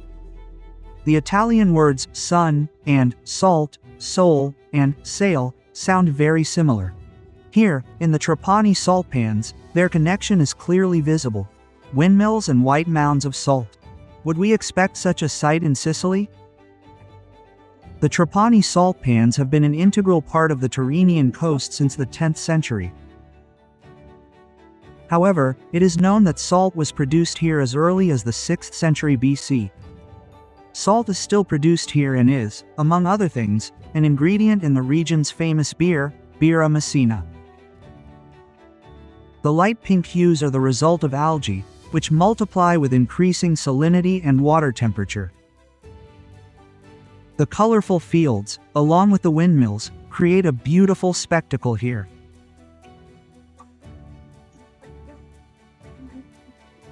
The windmills had two main functions: pumping water between reservoirs. The second was grinding the salt.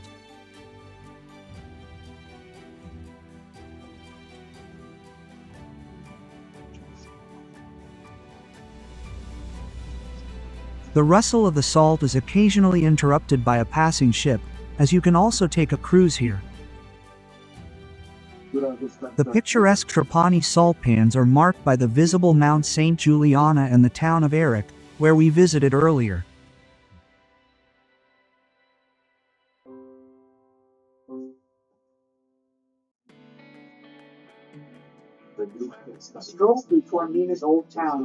Our journey now takes us to a place we already saw from Erice, Trapani, a dynamic city located on the western coast of Sicily. In ancient times, Trapani was called Drepanon, which means sickle in Greek. According to myth, this tool fell from the hands of Demeter, the goddess of harvest, and transformed into a curved strip of land on which the settlement was built. Under the rule of the Romans and Carthaginians, the port developed as a center of trade and fishing. In the Middle Ages, the city was taken over by the Normans, who transformed it into an important defensive and religious center. In the 15th century, Trapani became a bastion protecting Sicily from pirate attacks. Until recently, the city was famous for its abundant tuna and red coral fishing. Today, it is also an important port connecting Sicily with other Italian islands, mainland Italy, and even Tunisia.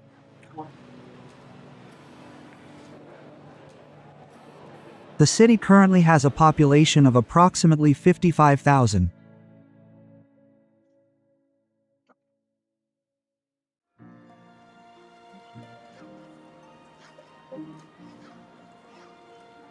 First, we arrive at a place that has welcomed visitors from sea for centuries, regardless of their intentions. Ships from all over the Mediterranean arrived at this port. The sounds of the port and the smell of the sea breeze evoke the authentic pulse of this place. Today, the port can also be a backdrop for a wedding photo shoot. At the entrance to Trapani's harbor, you can see the old defensive fortifications. This is the Pelliati Tower and Castello di Mare. This medieval fortress is located on a small island at the western end of the harbor. The first military structure was built here around the 2nd century BC. After its military function ceased, it served as a prison until the mid-20th century. Now, the structure is decaying and cannot be visited. Another defensive structure is the 10th century Torre di Ligny. The tower was once a watchtower. Today, it houses an archaeological museum displaying valuable finds from Trapani, as well as from other corners of the world, such as Tunisia and Algeria. Ancient theaters and cities carved in stone. Trapani also has something to offer beachgoers. Of course, you can choose something away from the city, but those who don't want to venture too far will also find something to enjoy. You can reach the city beach either on foot or by public transport. Its proximity to the heart of the city offers views of Trapani's historic buildings. You can choose, for example, the Piazza Vittorio Emanuele, or the slightly further away but very popular Spiaggia di San Giuliano. During the day, you can enjoy the clear sea and the Sicilian heat, and in the evenings, it offers spectacular sunsets. And it is from these very top rows that are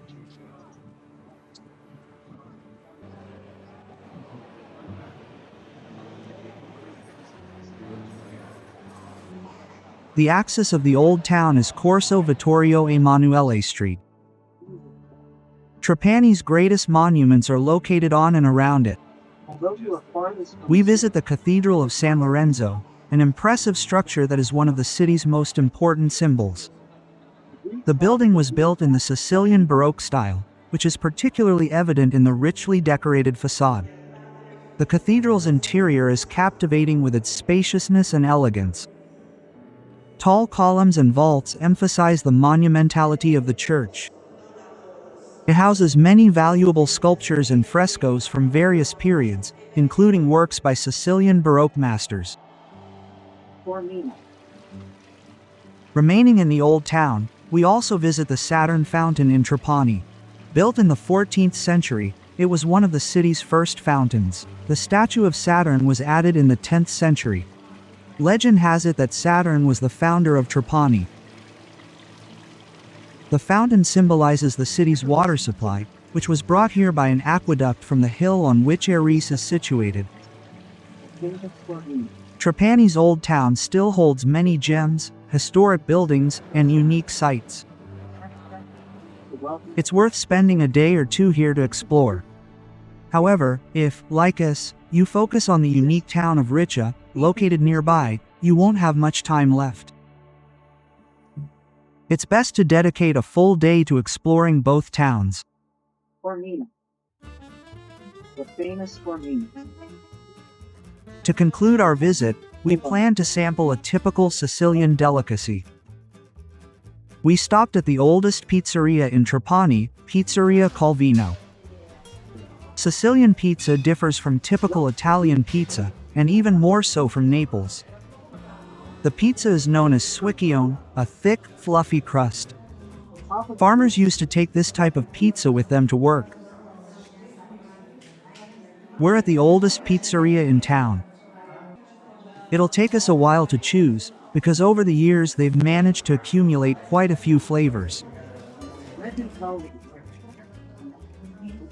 The pie is generously loaded with ingredients. In Trapani, it's often sardines and anchovies, and of course, the famous salt from the salt pans of Trapani.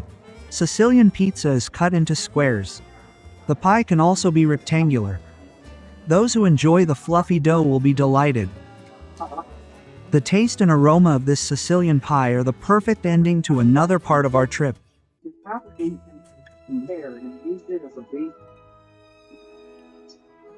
Visiting Erice and Trapani was not only a discovery of monuments and landscapes, but also an emotional journey, during which every corner of Sicily told its own story.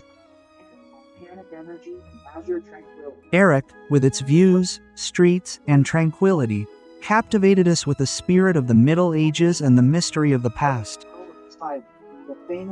Trapani, on the other hand, captivates us with its liveliness. The port, monuments, and beaches represent a modern, vibrant Sicilian city with a rich historical soul.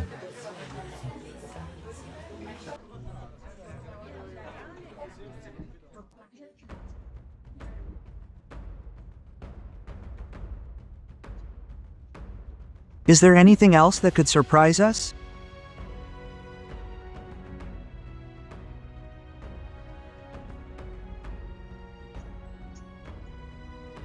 Returning at night, we can't resist a night visit to the Segesta Archaeological Park. A Doric temple from the 5th century BC towers over the surrounding hillside. This structure is currently one of the best preserved Doric temples in the world. It's likely unfinished, and it's still unknown to whom it might have been dedicated. Tempio di Segesta. Each of these gems further whets the appetite for discovering more extraordinary places in Sicily. These will soon be added to our itinerary. Join us now to discover more unique places in Sicily. San Vito Lo Capo. On our discovery of Sicily's charm, it's time to relax and enjoy the beach. We remain on the northwestern tip of the island and head to the town of San Vito Lo Capo. The journey itself is a pleasure. The road winds between picturesque hills, offering unforgettable views of the rocky coastline and the azure waters of the Tyrrhenian Sea.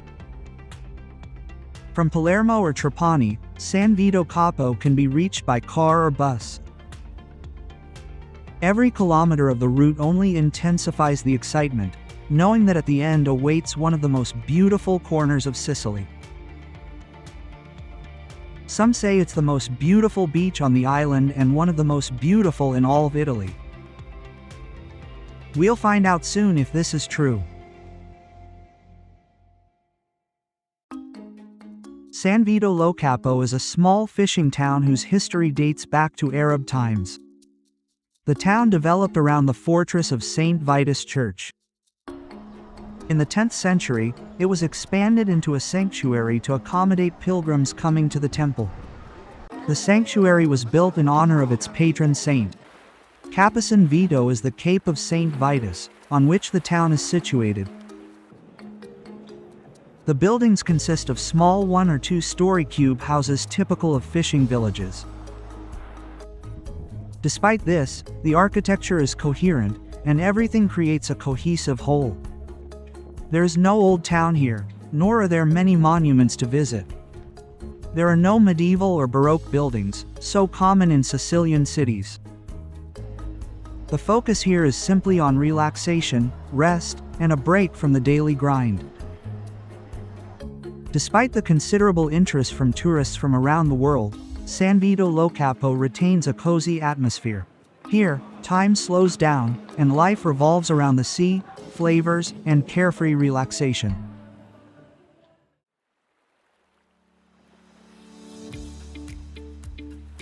What attracts these throngs of tourists is the beautiful beach at San Vito Lo Capo. Many consider it the most beautiful beach in Sicily and one of the most beautiful in all of Europe. The stretch of beach with light, fine sand stretches for kilometers. The crystal clear waters and gentle, shallow access to the sea are like a lagoon straight from a tropical island. The beaches are indeed crowded, but large enough to accommodate all the beachgoers. It's worth noting that only a small section of the city is free. For the remaining section, you have to rent a spot with a sunbed and umbrella, and then all that's left is blissful sunbathing. Water sports enthusiasts will also find something for themselves here. Those looking to take a cruise will also be pleased. And those who simply want to lie in the pleasantly cool water will do so with complete pleasure. My God, finally a day of rest.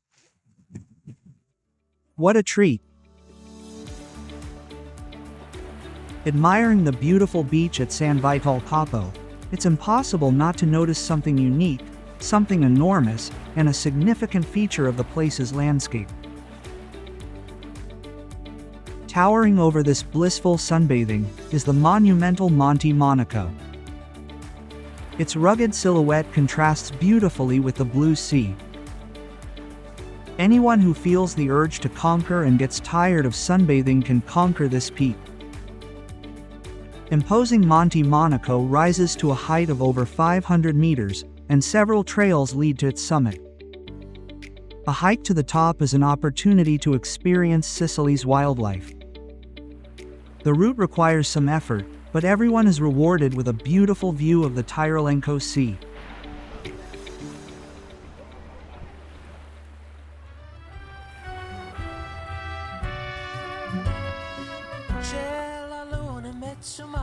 Mamma mia, mamma.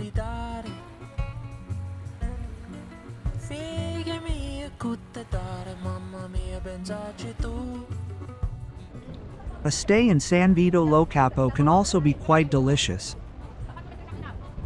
In addition to sampling Sicilian flavors, primarily seafood, as befits a fishing village, you can also sample a rather unusual Sicilian dish.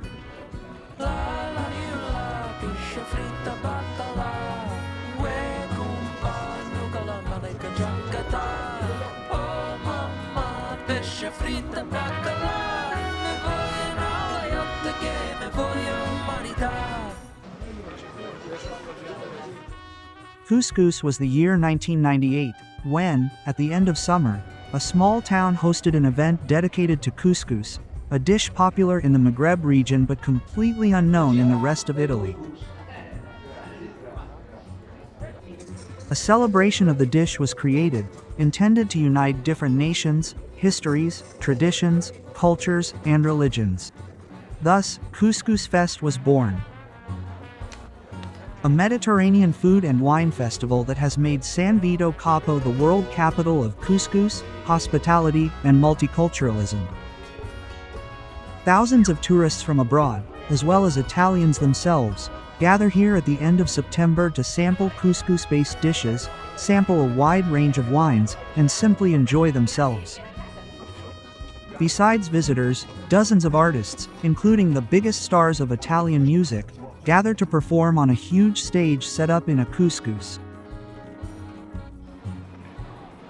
We couldn't resist trying Sicilian couscous. In San Vito, it's made loco. This cereal is prepared in hundreds of ways, with seafood, vegetables, and even a sweet version. We chose the most popular versions here, with fish and seafood. Every bite is a blend of oriental spices, Sicilian sun, and seaside freshness. Delicious. After this feast, we can confidently include couscous among the best flavors of Sicily. During Couscous Fest, the city streets fill with music, laughter, and aromas. It's a true celebration of flavors and the joy of life.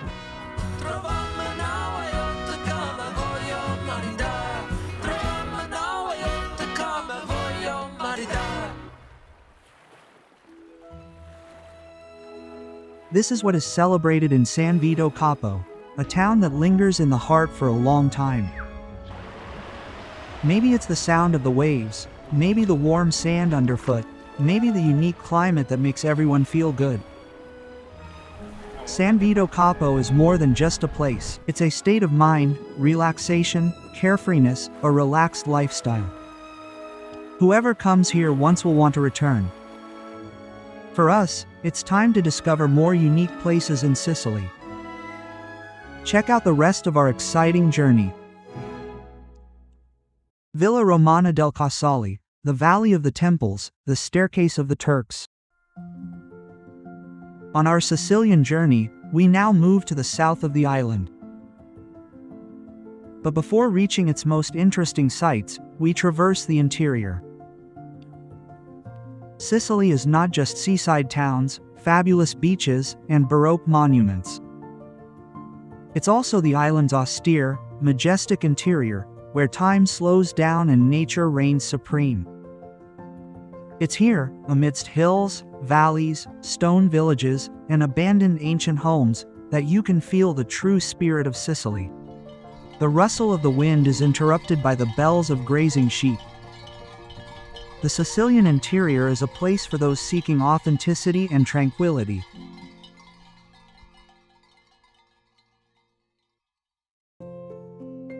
We reach the southern coast. We choose to stay overnight at the Scala dei Turchi resort in Real Monte. Low-rise buildings and swimming pools allow for a pleasant stay. But there's not much to devote to the hotel, as other, more interesting destinations await in the region.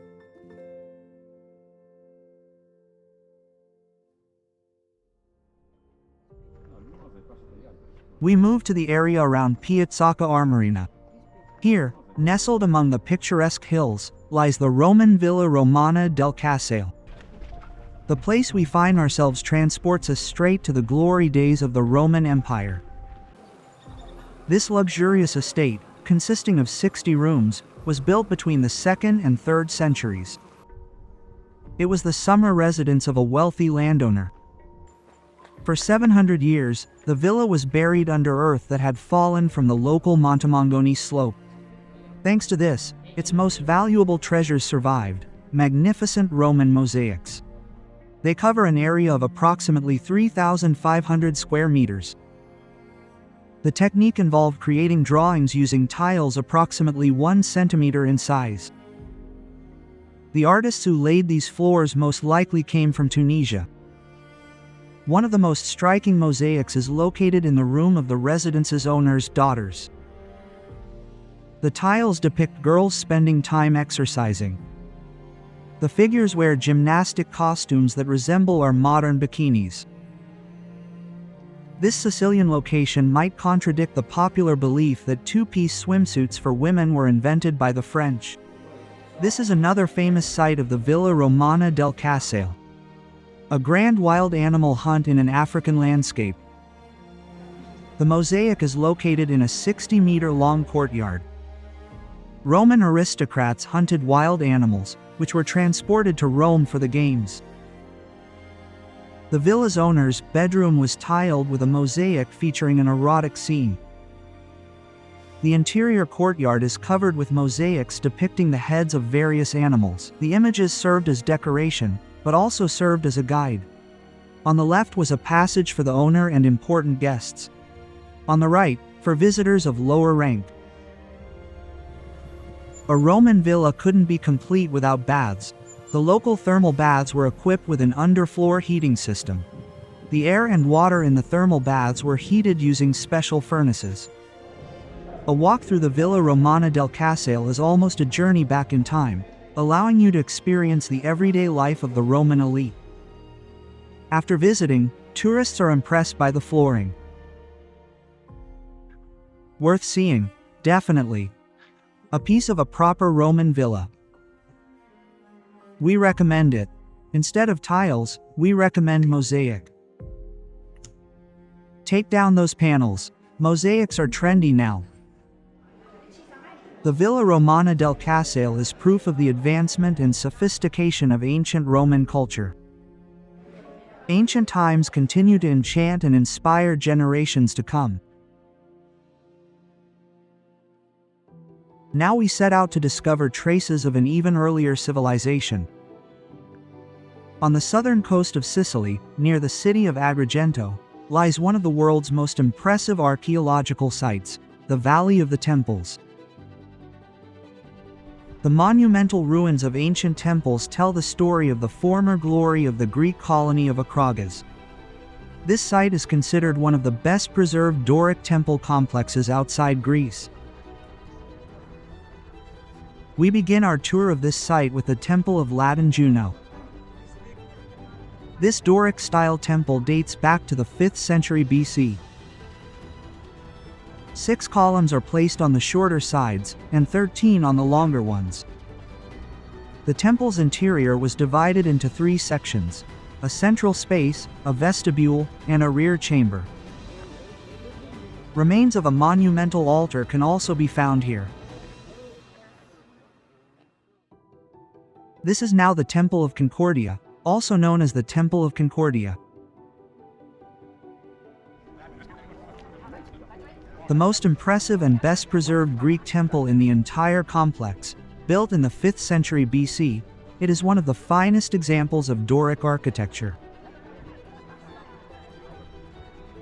It survived intact thanks to its conversion into a Byzantine church in the Middle Ages. Its dimensions measure almost 40 by 20 meters, with columns rising almost 7 meters. It is uncertain to which deity the temple was dedicated. When the Bishop of Agrigento converted it into a Christian basilica in the 6th century AD, it was dedicated to Saints Peter and Paul. The name Temple of Concord was given after renovations in the 10th century. The remains of the ancient city span an area of approximately 1,800 hectares. Apart from the temples of Concordia and Juno, the rest are less well preserved. This was influenced by the region's turbulent history and earthquakes throughout the centuries. Akragas, now known as Agrigento, was founded in the 6th century BC by Greek colonists. It quickly became one of the wealthiest cities in the ancient world. It was famous for its massive walls, theaters, stadiums, and magnificent temples dedicated to Greek gods.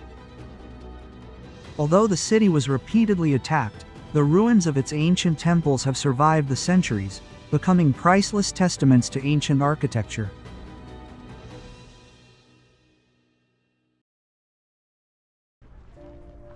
The arched necropolises are also interesting. They were created during the Byzantine era, carved into the ancient city walls. Within the archaeological park, we can also find completely modern buildings. This is Villa Aurea. Built in the late 19th century, it was home to an English captain of noble descent, who financed the renovation of the local temples. The estate boasts lavish gardens, home to Mediterranean and exotic plant species. The garden was partially built on the remains of an early Christian necropolis. Near Villa Aurea, there is a descent to the catacombs, created in former Greek cisterns. The former reservoirs are connected by walkways and can be walked along a dedicated trail. Within the archaeological park, you'll also encounter these unique animals. The Gargantana capra is a breed of domestic goat native to the province of Agrigento. Gargantana goats have distinctive spiraled horns. The breed's origins are unclear, but it's believed they came to Sicily from Central Asia, likely during Phoenician or Arab times. Goats were once very popular on Sicilian farms. Now, they are an endangered breed. Traditional Sicilian cheeses are made from the milk of these goats.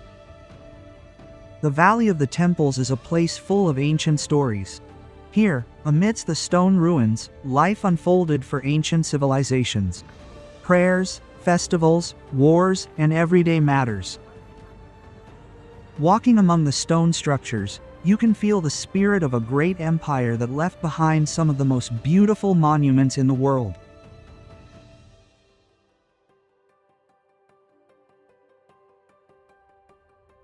We'll remain in this region and now head to the coast, near the town of Real Monte, to explore an incredibly picturesque site in Sicily. Scala dei Turchi, or the Staircase of the Turks, is a true wonder of nature.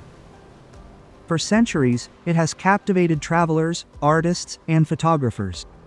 Its cliffs, like gigantic steps, gently slope down to the blue Mediterranean Sea. Where does the name Staircase of the Turks come from? Its history dates back to a time when the Sicilian coast was subject to frequent attacks by Saracens and pirates from North Africa. According to legend, the invaders, known locally as Turkish, used the natural rock steps to climb ashore. Geologically, the Staircase of the Turks is composed of marly limestone, a sediment rich in limestone and clay, carved by wind and waves over thousands of years. Its popularity has led to this natural masterpiece being threatened by mass tourism and erosion. Access to the rock is restricted. Entry is required, but only via an app. These measures significantly limit access to the steps. On sunny days, the surface of the rocks is almost blinding. Here, you can feel the power of nature, which for millennia has created the so-called Turkish steps.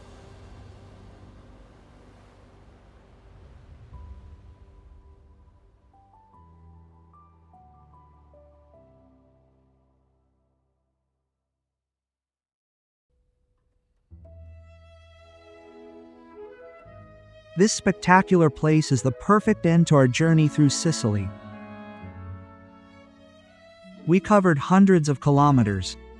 We discovered a unique place nestled in the Mediterranean Sea. Some journeys end on the last day of the trip, but others stay with us forever. Sicily isn't just a place on a map. It's about emotions, stories, For 2 weeks, we absorbed its rhythm, scents, colors, and flavors. Bon appetit! I'm in heaven. Letting the island guide us through its unique places. Places where time seemed to stand still and others where life pulsated from dawn to dusk. In Baroque cities, where the facades of cathedrals seemed to undulate, as if canvases frozen in motion. In places that made us realize we were part of something larger, a story that had spanned thousands of years. Sicily is also a kingdom of nature, Mediterranean vegetation, rugged cliffs, and golden beaches where the sea paints the horizon with shades of blue. A volcano that never lets us forget its power. Sicily's nature is a constant harmony between the elements. Sicilian cuisine tastes like a dream. It's an adventure, a celebration, a slice of the Sicilian soul served on a plate. We're ending our journey, but a part of us is still there. Sicily refuses to leave forever. Sicily, we say goodbye. Sicily is waiting to welcome us back into its arms. Be sure to watch the remaining episodes of our journey and experience Sicily with us.